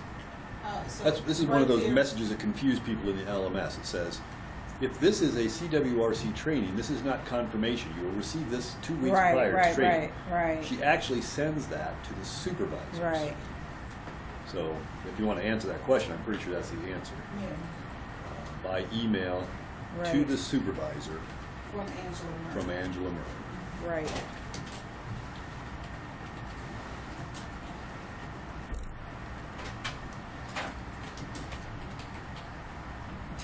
Don't go down. I just said that part. Oh.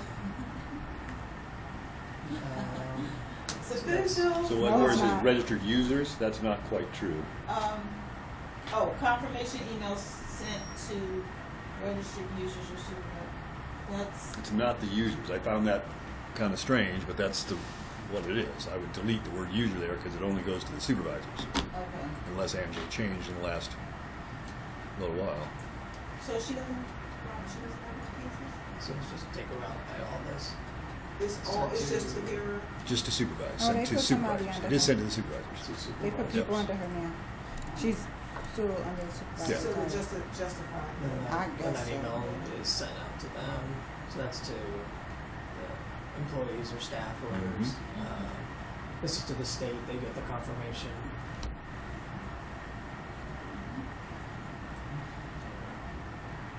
DHS supervisor.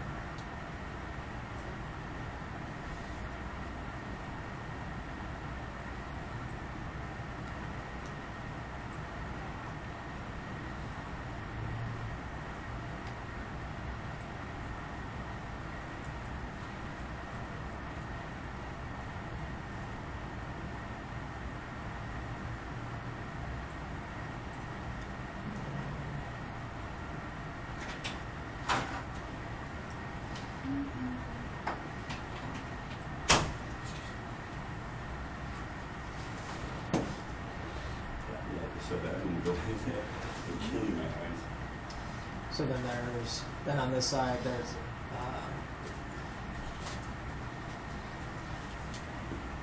I'm good.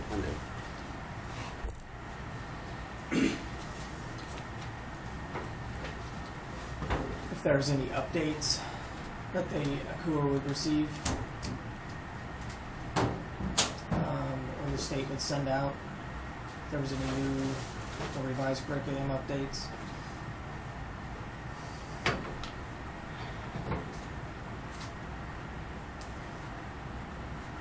Say something If there's updates. updates to the curriculum, then it goes, that's Kyrie's team. Yeah, I That's guess if all. you're saying update to the schedule or the.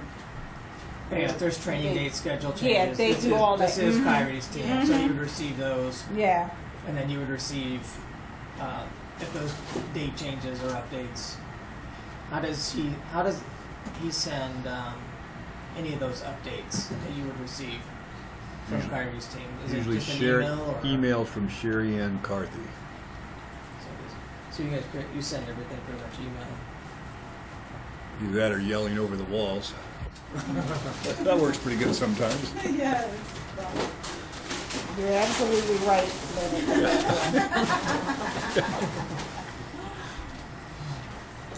Receipts, curriculum dates.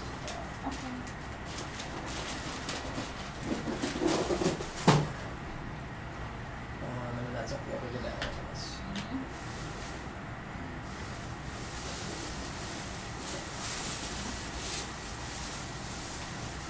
And that's it. That's all of those. So we're done? Yeah. There's two things to bring up. Yeah, sorry. Two Okay. things to bring up. That one I think is just a point of Oh, we're not information, done. and one of them might be needing to be somewhere on here. So every whenever the change of personnel forms and the other form that we get from personnel, is that a thing that belongs on this chart anywhere? On the flow chart, I thought it was on the task sheet. I didn't see it anywhere. I saw the notice of personnel. Okay, it was on there? Task, but I didn't. Okay, maybe I missed it, but there's every day personnel gets change of personnel informations, and the other form, name it escapes me, are sent to the DHSU at phila.gov email, and staff then goes through and make changes in the LMS accordingly.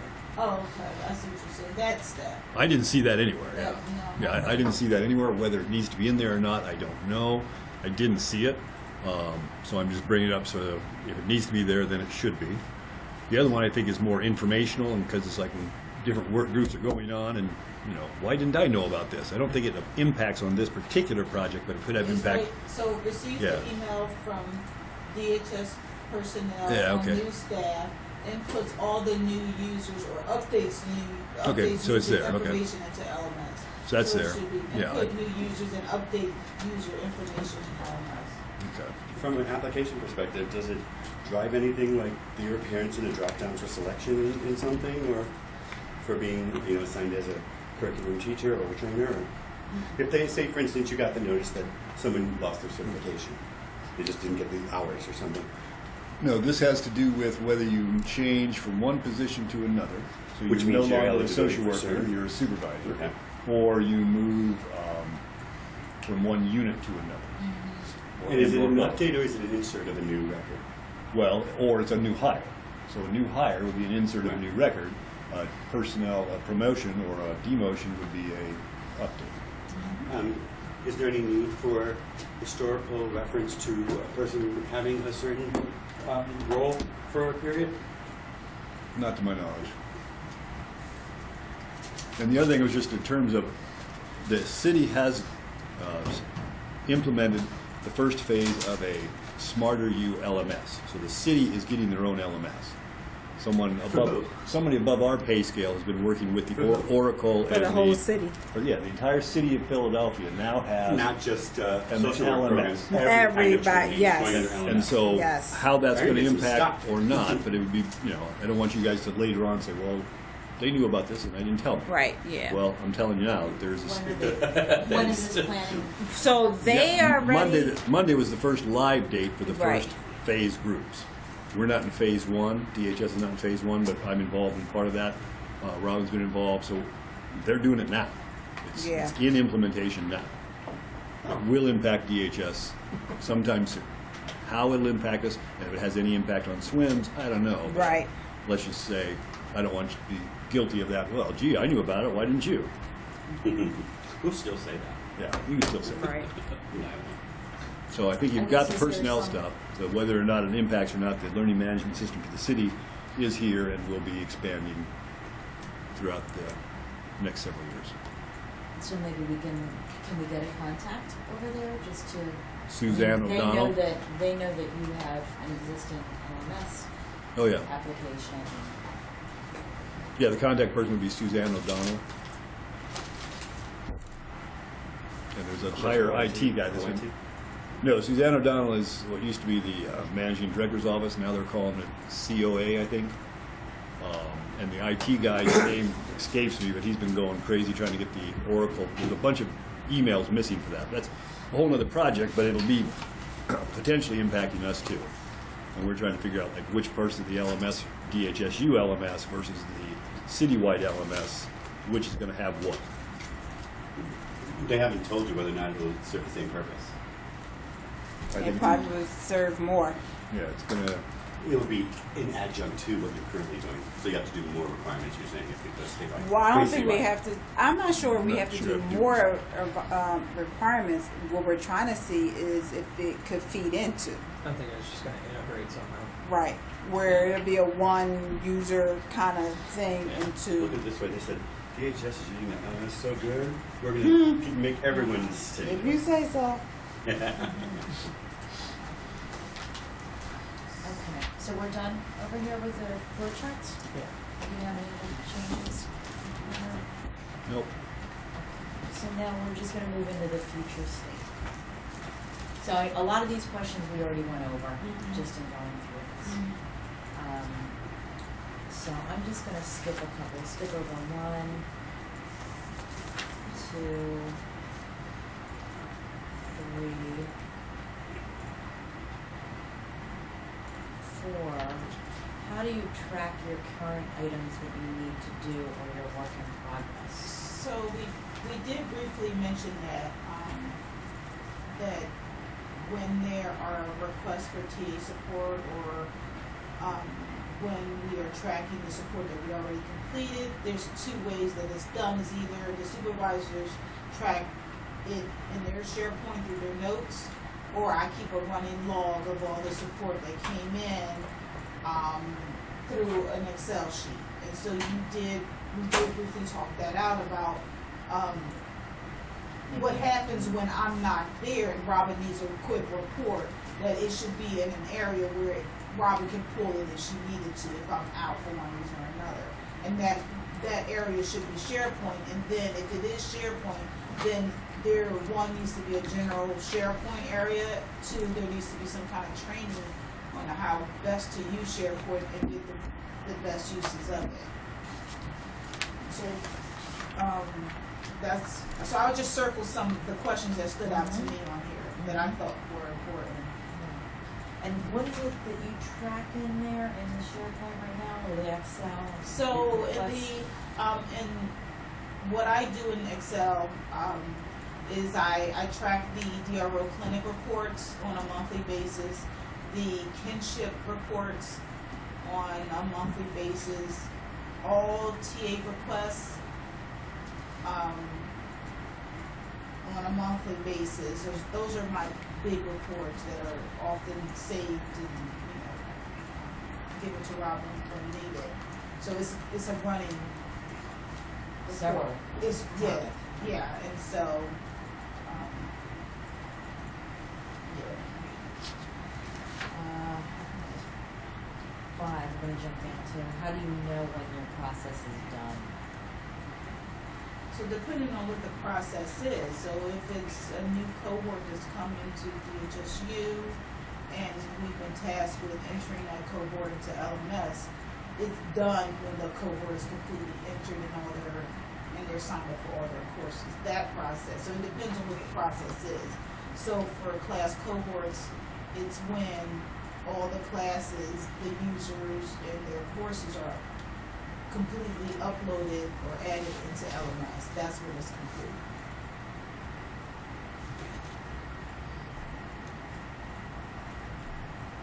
If it's articulate, we know it's complete when it's finally published onto LMS successfully.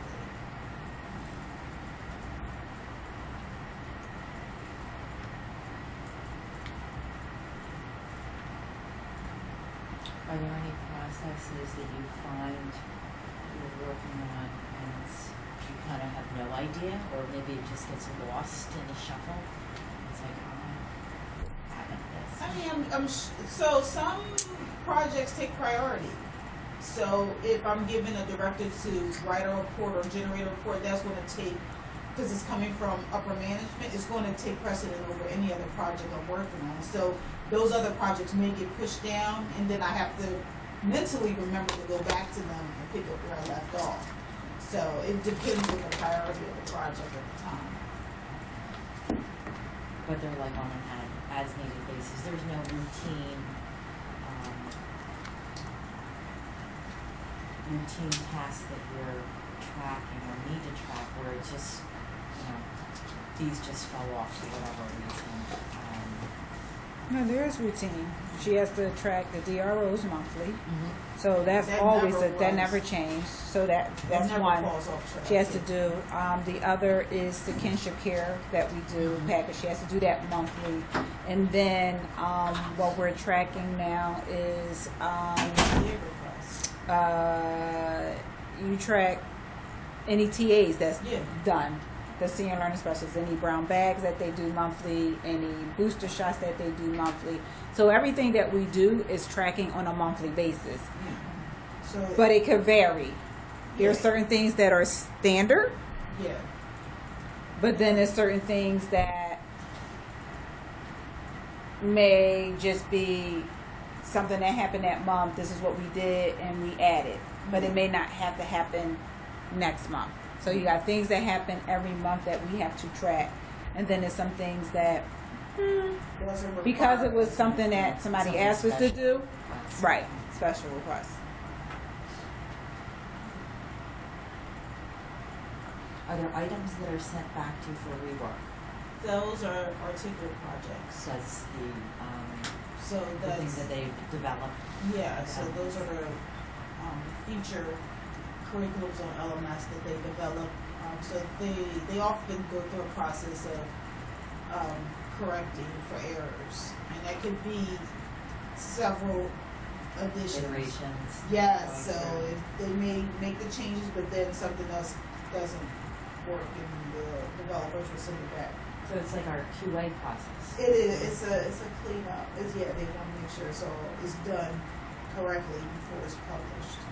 And does everyone, like, I know that we have a system here where everyone can access it and see, was this bug taken care of? Do you guys use anything No, like I that? mean, no. Something nice. But Yeah. Again, we do training on that. But no, there isn't a formal it's all, Or like a request, like a transaction log request, no, we don't have that. Mm-mm. Everything is manually. Right. paper.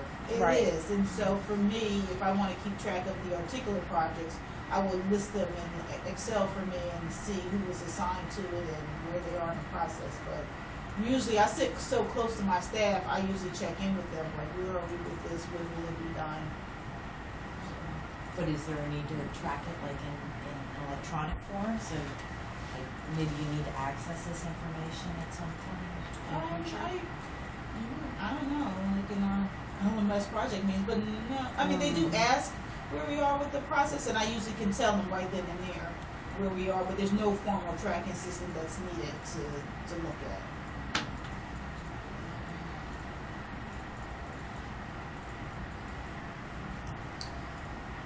7. What frustrates you most about the entire process? The demand for work and the lack of staff. I'm like, gee, the demand for work, the lack of staff. Within DHSU, the short notice to complete the work from the other side of the team. Like sometimes we're giving work about a new cohort at the 11th hour, and it's expected that we put all that information in time for the cohort to start, and that's just not reasonable, and it's very frustrating to my staff, and it's unfair. So it is something that I think we should, have down and, find a way to Some remedy. requirements. I mean, because you cannot come to somebody on a Friday at 4 o'clock and say, here's the new cohort, we need them in by Monday. And so my staff is frustrated and overwhelmed because then it's more work added onto them in a short amount of time. And so it leads to then, you know, a couple steps down that I have to give this to them through overtime. And it's not fair.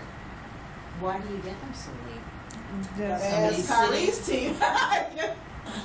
So it's they say that they don't have the people, so they don't give the count because the demographics coming in. But with the calendar goes in a rotation. You go my 1 all the way up to my 10, and it follows suit. The only thing that may change is the dates on the calendar. So once they get all the folks in, that's when they give it. Now, I don't know if they're giving when the folks come in, they are waiting for enough to come in so that they can put them in the right cohorts and break them up. Again, to a lot of the KUA is sending late demographics of their staff because they're still hiring folks as if they're still hiring while the class has not been officially put together, but said, hey, here's the prospective date. Your class will come in, so they could be hiring up to the last point of when this calendar is done. For us, like Sharon said, is at the last minute because then they get all these people. So thought about, okay, we know the calendar, we can put the dates in, but again, her staff was like, well, why do I need to put dates in? Because then I'm gonna have to go back in if I have to switch something, then I'm gonna have to add people and take people out. So it's like I might as well just wait till I get the calendar. But if I wait till I get the calendar, it's the last time. So it's on both sides where the frustration lies a little bit. And again, at the same time, it's trying to get them in the system, because if they're not in the system, they don't have a registration then they don't have a registration sheet, they don't have a sign-in sheet, they can't do anything. Everything becomes now back to paper trail, and we don't want paper trail. We want the sign-in piece. Now, do you have this electronically? Is that something that they can access, or The only how do thing they? electronic is the registration and sign-in sheet that you can print out, or that they can Right. check who attended. Right, That's electronic. right. But the work process is paper. They give us the Names. the names and demographics, and they give us pamphlets of information that we have to enter electronically Right. before they can get their electronic spreadsheet of who's registered for the class. Right. Is that a requirement that you have all that paper? Is that why, It's just what has been done all these Right. years, and that's the process for now. In a future state, maybe something could be done that where it's like, hey, here's a lecture. I mean, I don't know, Mhm. but right now it is what it is, and that's a Right. paper. Because it starts with the demographic sheet where the KUA has offered employment to this person. The demographic sheet then comes to Kyrie's team. They take the name, they enter this person into Encompass, and then they begin to assign these folks to the cohorts that's coming in. So once they assign to the cohorts coming in, it's not like, oh, here's 5 people, now you can put these 5 people in. It's the whole list coming at once for 2 cohorts. And they could have had maybe 10 of those people 3 weeks ago, but it's still not the whole list. It really depends on how the KUA is giving the demographic sheets to DHSU and say, okay, we made an offer to this person's going to be in the training. And I guess they have no rules or requirements. Oh, they do. They give them deadlines. They just don't follow the deadlines. So Kyrie will say to the folks, we need to have KUA, we need to have your demographic sheets by 3 weeks before the class starts. But that doesn't always happen. Because again, they have to hire. People have to come in, they have to interview. So it's not like they have these slew of people waiting that they interviewed. The minute they say we're having another class, they begin to start hiring. So then they got to go through the process of hiring. So that goes into really a sort of kind of a time game, right? Because I know a class is starting. I don't have anybody on reserve. And now I got to begin to hire folks to get them into this class. So I could be hiring up to the last minute before the class starts. Right. But you don't get it until Right. it's fully batched. We don't get until it's fully batched, and then up until and even then, they can still add someone. Then we have to go in and add that person back in. I mean, add that person into the mix, because remember, they still have up until the actual training begins.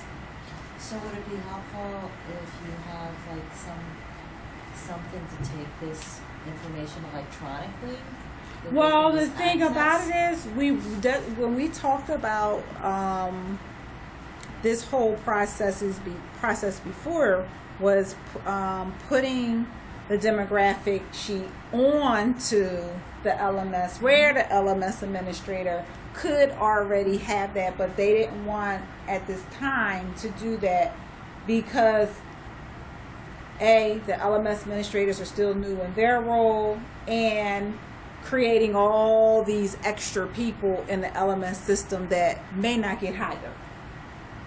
So maybe if you had this information as it's coming in, would that be helpful? So rather than getting it all at once? it is helpful, but again, Sharon's team is, they get stressed because they like to do it all at once. So either you're going to do it all at once or you're going to do it at bits and pieces.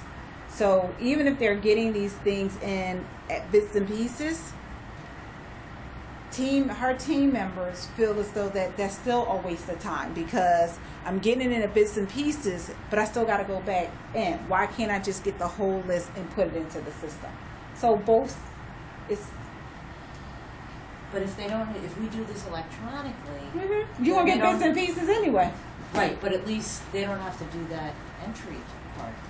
Right, it would be on the COA Right. side, but they had agreed to leave the manual demographic form on that on side. paper. So, people don't like to give up control. What else is frustrating? Anything else? Any other processes? For me, it's more of not a lot of collaboration and partnership. Like, a lot of my work depends on his team, not vice versa. So a lot of my stuff that I do here don't depend on him, but a lot of his stuff depends on me. So for example, for our flowing processes, if they don't give us the calendar and a time, then that affects my people putting it in, and then I got to offer overtime. Yes. Because I need to put it in a system, because you get ready to have a class that's On about to Monday. start. Yeah. Also, there are trainers on my side that can only train certain, they're the only trainers that are existed that can do it. So fast cans. He doesn't have any trainers on his side that can do fast cans. If we get the calendar late, or not late, if we get the calendar in the beginning, because they get ready to start Monday, now I got to go to my folks who train fast cans and say, are you available for these dates? So we're not part of the development of the calendar for the sections that we have to train. Yeah. So the dates are already predisposed and made up. Yeah. So when I say his work impedes on mine, his work impedes on mine. It does not impede on, my work does not impede on him. So it is a little frustrating for me, because I'm not going to keep on chasing around. I'm not going to keep on asking you. You know the process. You know certain things my folks have to do. My folks have to implement. My folks have to have the calendar. They have to create the list they have to put in. But also at the same time, my folks also, Leonard's a trainer, have to train fast cans, because there is no trainer on that side to train it. But they don't get asked what dates you want. They say, here are the dates. Yeah. And now they have to say, well, that date's not good for me. Can we work it around? And But it's if not you like- came yeah. to me and said, hey, are you available Part these of the dates? development process of this Right. calendar. Then Hello? Collaboration. Collaboration. And so Hello? that's just Yes. how things have Yes. been And then it's not like we have the luxury of saying, okay, we can't train it because the KUA staff has to get trained in fast cans. There is no way around it. So the training has to go on.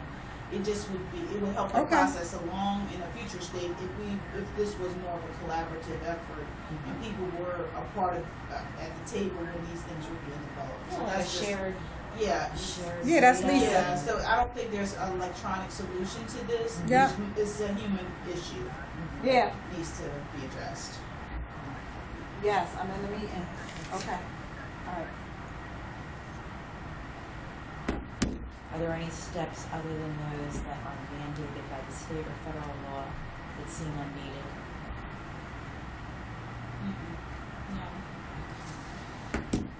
Where do you spend most of your time and why? And the computer don't work. Well, that's a good thing, right? Getting it done. Because the classes are, they're always coming in. We always have a new class coming in. And so the bulk of my staff and Robin's staff is training. And Curry's staff, they train as well. But The mine's is out in the tour. in KUA. So it's more pressure on Robin's team to Right. train, to double the work Right. when they're doing other responsibilities. Yeah. Kids have more workload. Yeah, they So- do. Yeah, so they're spread that. Yeah, they have more of the workload, but that's where most of majority of my staff work. If Leonard's definitely in the office. He occasionally goes out, like he said, for the meetings and to have things done.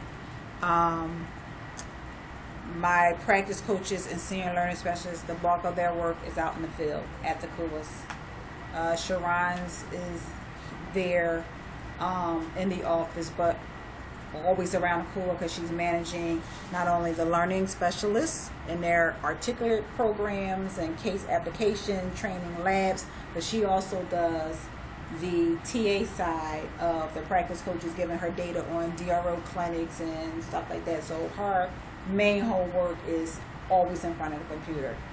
Me? I didn't notice that. Me, I'm not in my office. Mine's always in meetings and traveling from place to place. So even if they think TA, let's call Robin. I'm like, this is not TA.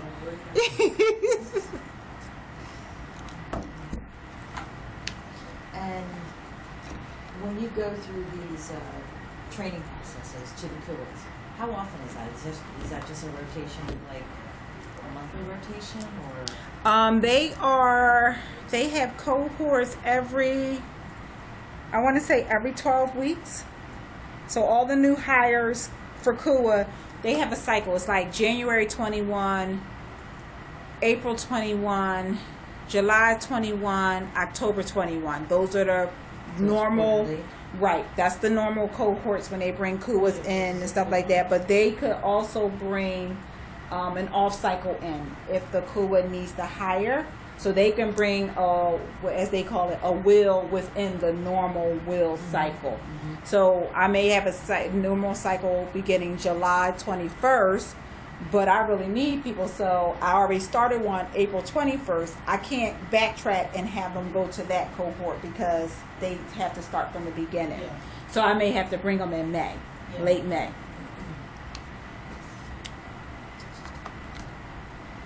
I don't know if this applies to your business, but 11. When pressed for time, what steps in the process do you skip or work around? We don't skip, it's continuous, and whatever can't get done in a day's time is assigned in overtime. At least Right, that's- yeah. At least that's for, yeah. And that's the reality of just, not having enough staff or having a lot of work and unable to complete it within the day's time. So we don't ever skip the work. The work gets done. It's just, It's an overtime. it's in overtime. That's costly.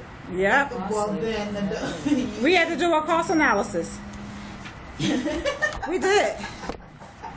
We had to do a cost analysis. They asked us, and we had to.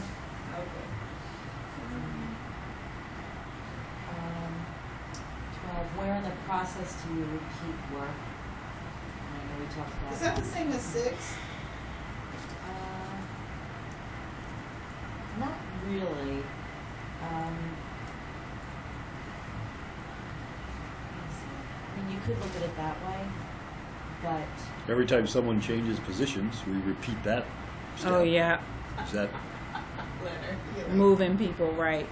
what you're 'Cause- talking about? it's really like an open-ended question. So that's Because one. They repeat because I may move to another position or I may get promoted. Now I have to go into LMS and change them to their right person. So that gets repeated every time someone moves In the because hierarchy? in a hierarchy, because the LMS does not talk to fax to. It's an outside web-based Right. program. So anytime somebody moves, We have to they have to process. repeat that process. It Of doesn't making sure automatically. that the hierarchy is You have Correct. to change all of the Yes. that their reporting structure is Yep. correct. for Yes. each employee to change. Every Yes. single One by one by one one. by Yes. one. Larry and I did something very tedious. Yes. Just trying to get stuff back. Yes. Okay. That's the repeat process. And every time there's a new higher class, new OJT class, new core class, that process repeats the same. Yes. Right. So that's a The training is- yeah. So there's nothing we can do about that. Yeah. I think. Let me see. What else is a repeat process? That. DRO clinics. like- Right. Yeah. Some of the things that we do monthly is just repeat process. Those are part of your. But that's a part of the Expectations, expectations. Right. Right.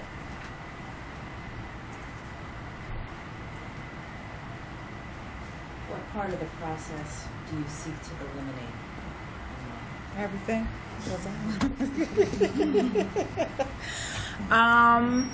What should I mean? The part of the process to eliminate. I don't. I would say in the LMS world, things can become tedious, and so if there was a way to eliminate the tediousness of, but there isn't. I'm just if there was a way to eliminate having to go in and you got to archive people, you got to constantly check to see if people are still there, if the reporting structure is correct. You got to constantly add people. If you don't know that they're no longer there, it's a lot to manage LMS, and it could be tedious. Leonard, is it? Yeah, and it would be nice, but we don't. I don't think that's anything DHS can control at all. Yeah. If we can do groups and then process them as a group, so we have cohort A, B, and C, and then something changes. There's 30 people in each cohort. That means I got to go like to 30 Do the places. Same thing.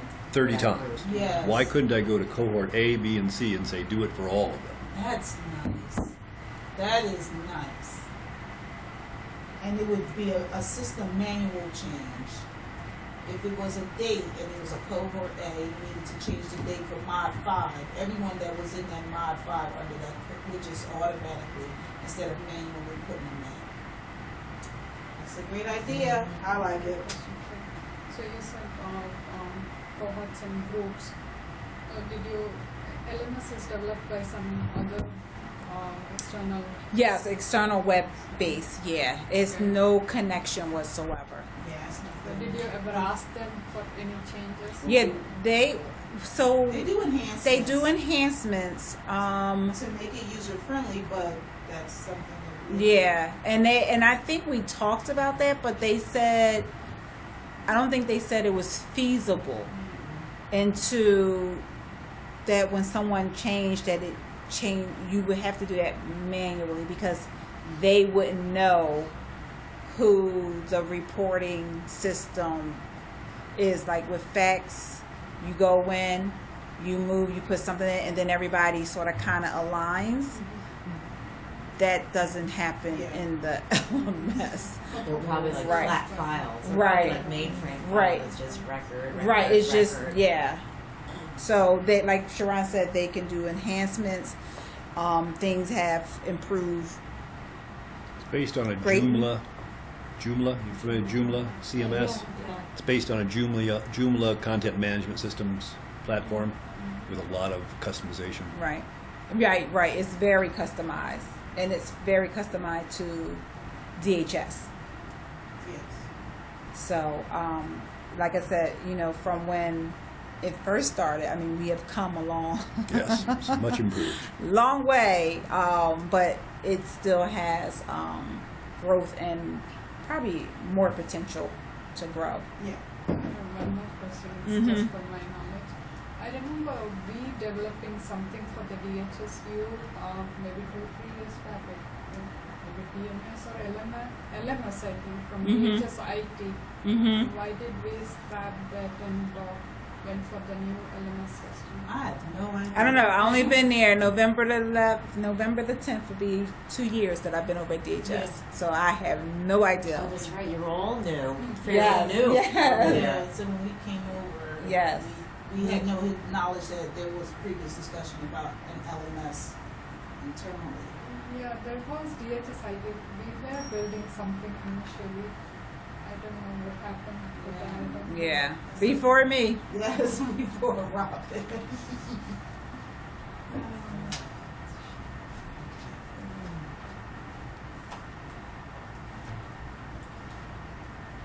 On at 14 now, where do handoffs take place? Do people physically hand something off? Yeah. Yes. Walk, they walk Yeah. it to you? Yes. So Yes. Kyrie's worker, Payal, she will hand me the cohort demo packets, and then I'll assign them to whichever learning specialist is up in rotation. So there isn't an electronic way that's handled.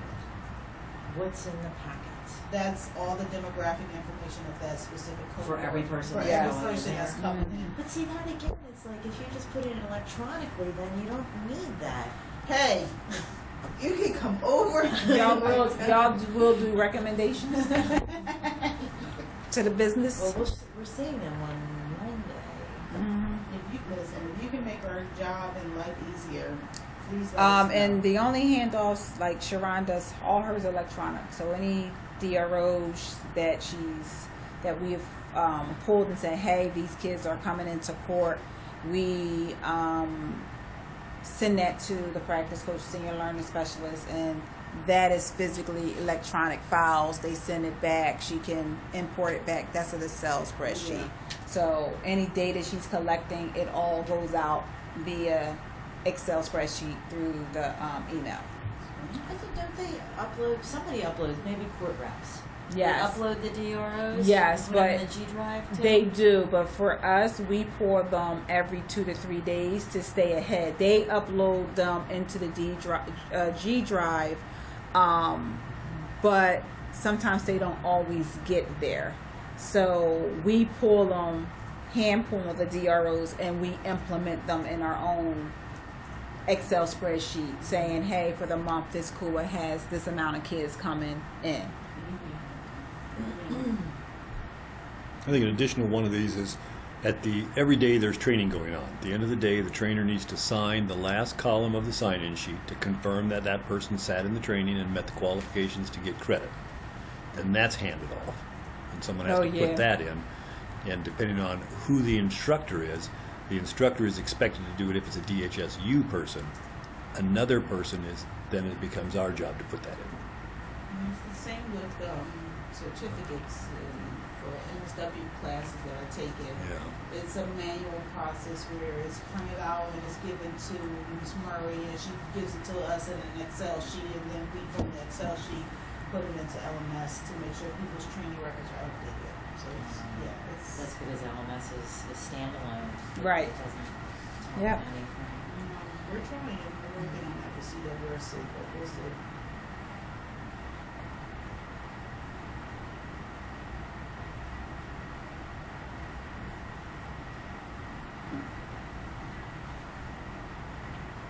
And for the 15, for the sign-in sheets, when they're not done in a timely fashion, sometimes people will call me and say, look, I took that course, I looked in the LMS, and it says 0 credit hours.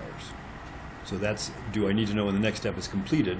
How I know it's done is I look in the LMS and see if it's been confirmed or not. If it hasn't been, there's nothing I can do except for to say we're still waiting for the CWR, like ones that are done by CWRC take two weeks to 2 months to come back and get confirmed. So it's like, that's just what happens.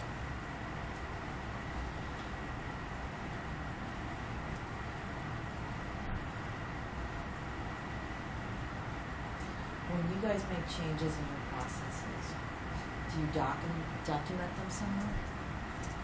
We just make them. I'm gonna be honest. I don't know if all of them gets documented all the time. Not everyone. This is really the first in-depth Right. process we've had where we've talked so detailed about what we do in our work lives here at DHSU. And so we talked about having meetings where we start writing out our processes. Right. And so we're not yet there because, we're getting a new leader next week. Gary's coming to our team. Yes. And so we will resume those type of meetings once Yeah. he's back. But it is on our agenda to begin talking about our processes and how we write them out and have them available. Yeah. So you're developing it. We Yes, are developing, and we we are. probably will be coming, still with us.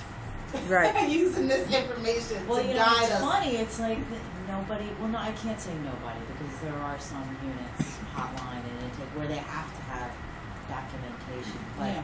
to get this at a high level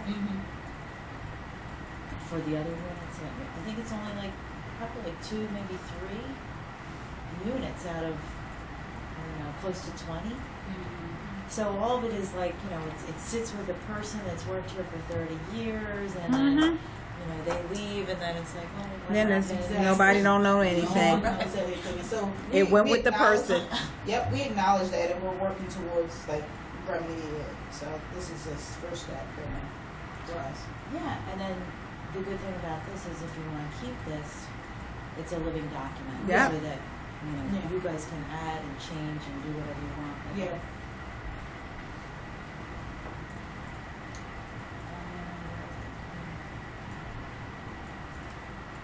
16, our changes to the process document, we did that. How are you informed about process changes?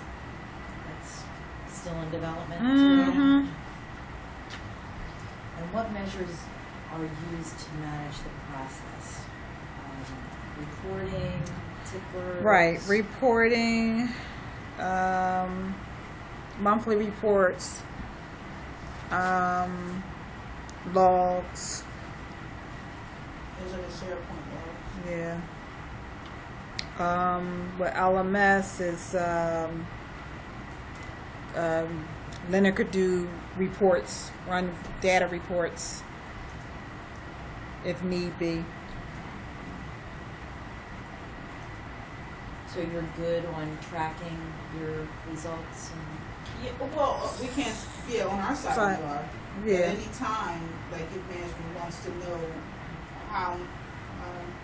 how many requests have come in for TA support and what are those type of supports, we can easily generate that and provide a report to them. Mm-hmm. So we do our best to make sure we document and track our progress. you don't have any issues in giving them the numbers? No, I don't. I never. Mm-mm.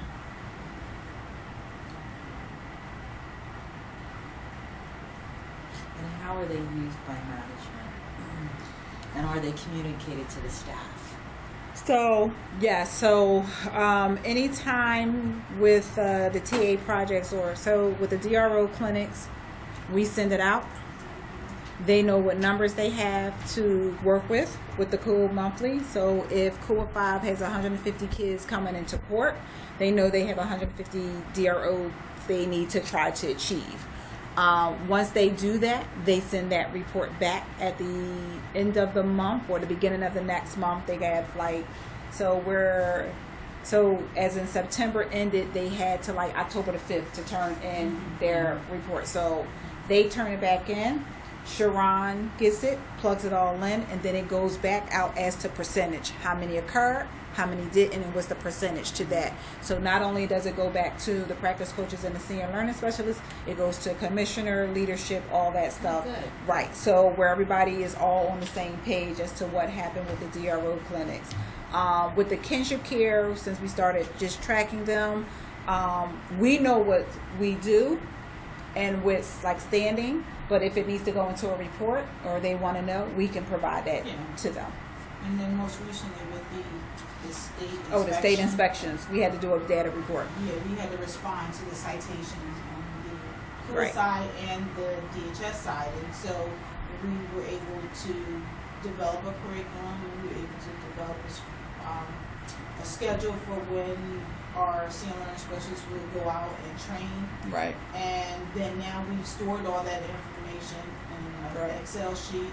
And at any time, if the state or CYD Right. commissioner asks, what was our efforts in Right. response to the citations, we can provide that. Right. Down to The how many participants. people occurred in that actual Yeah, setting, where- from the time, the day, to how many people were there And you Yeah. have that all on our stored Excel. somewhere. Mhm. Okay.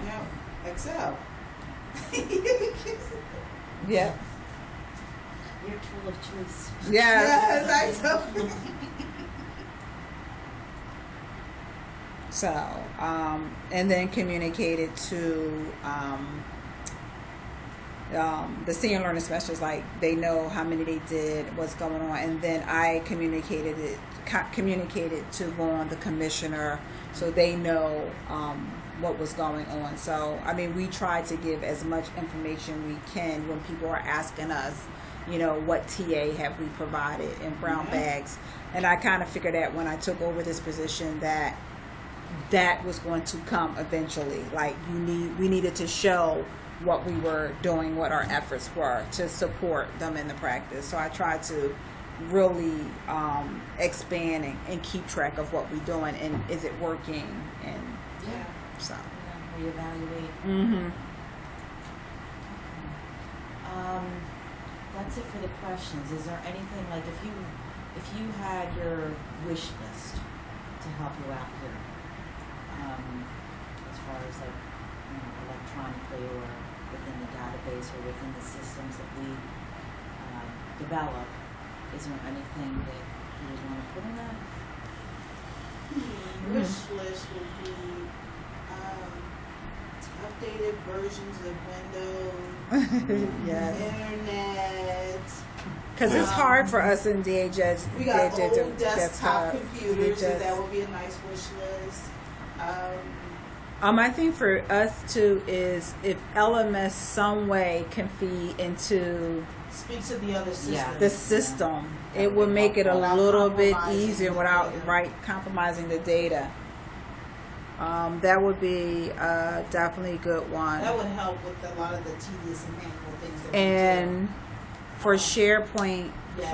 for me is for my staff, it goes down for them when they're out, you know. So if they're out in the CUA, sometimes the connection is not as great with their laptop. So I don't know if SharePoint is always going to be the major system we use, but the connection has to get a little bit better sometimes, because And sometimes it doesn't work. reliability of Yeah. it, because a lot of emails go to Medea About about workers can't get in today. troubleshooting Right. and how to log on and get just basic access to it.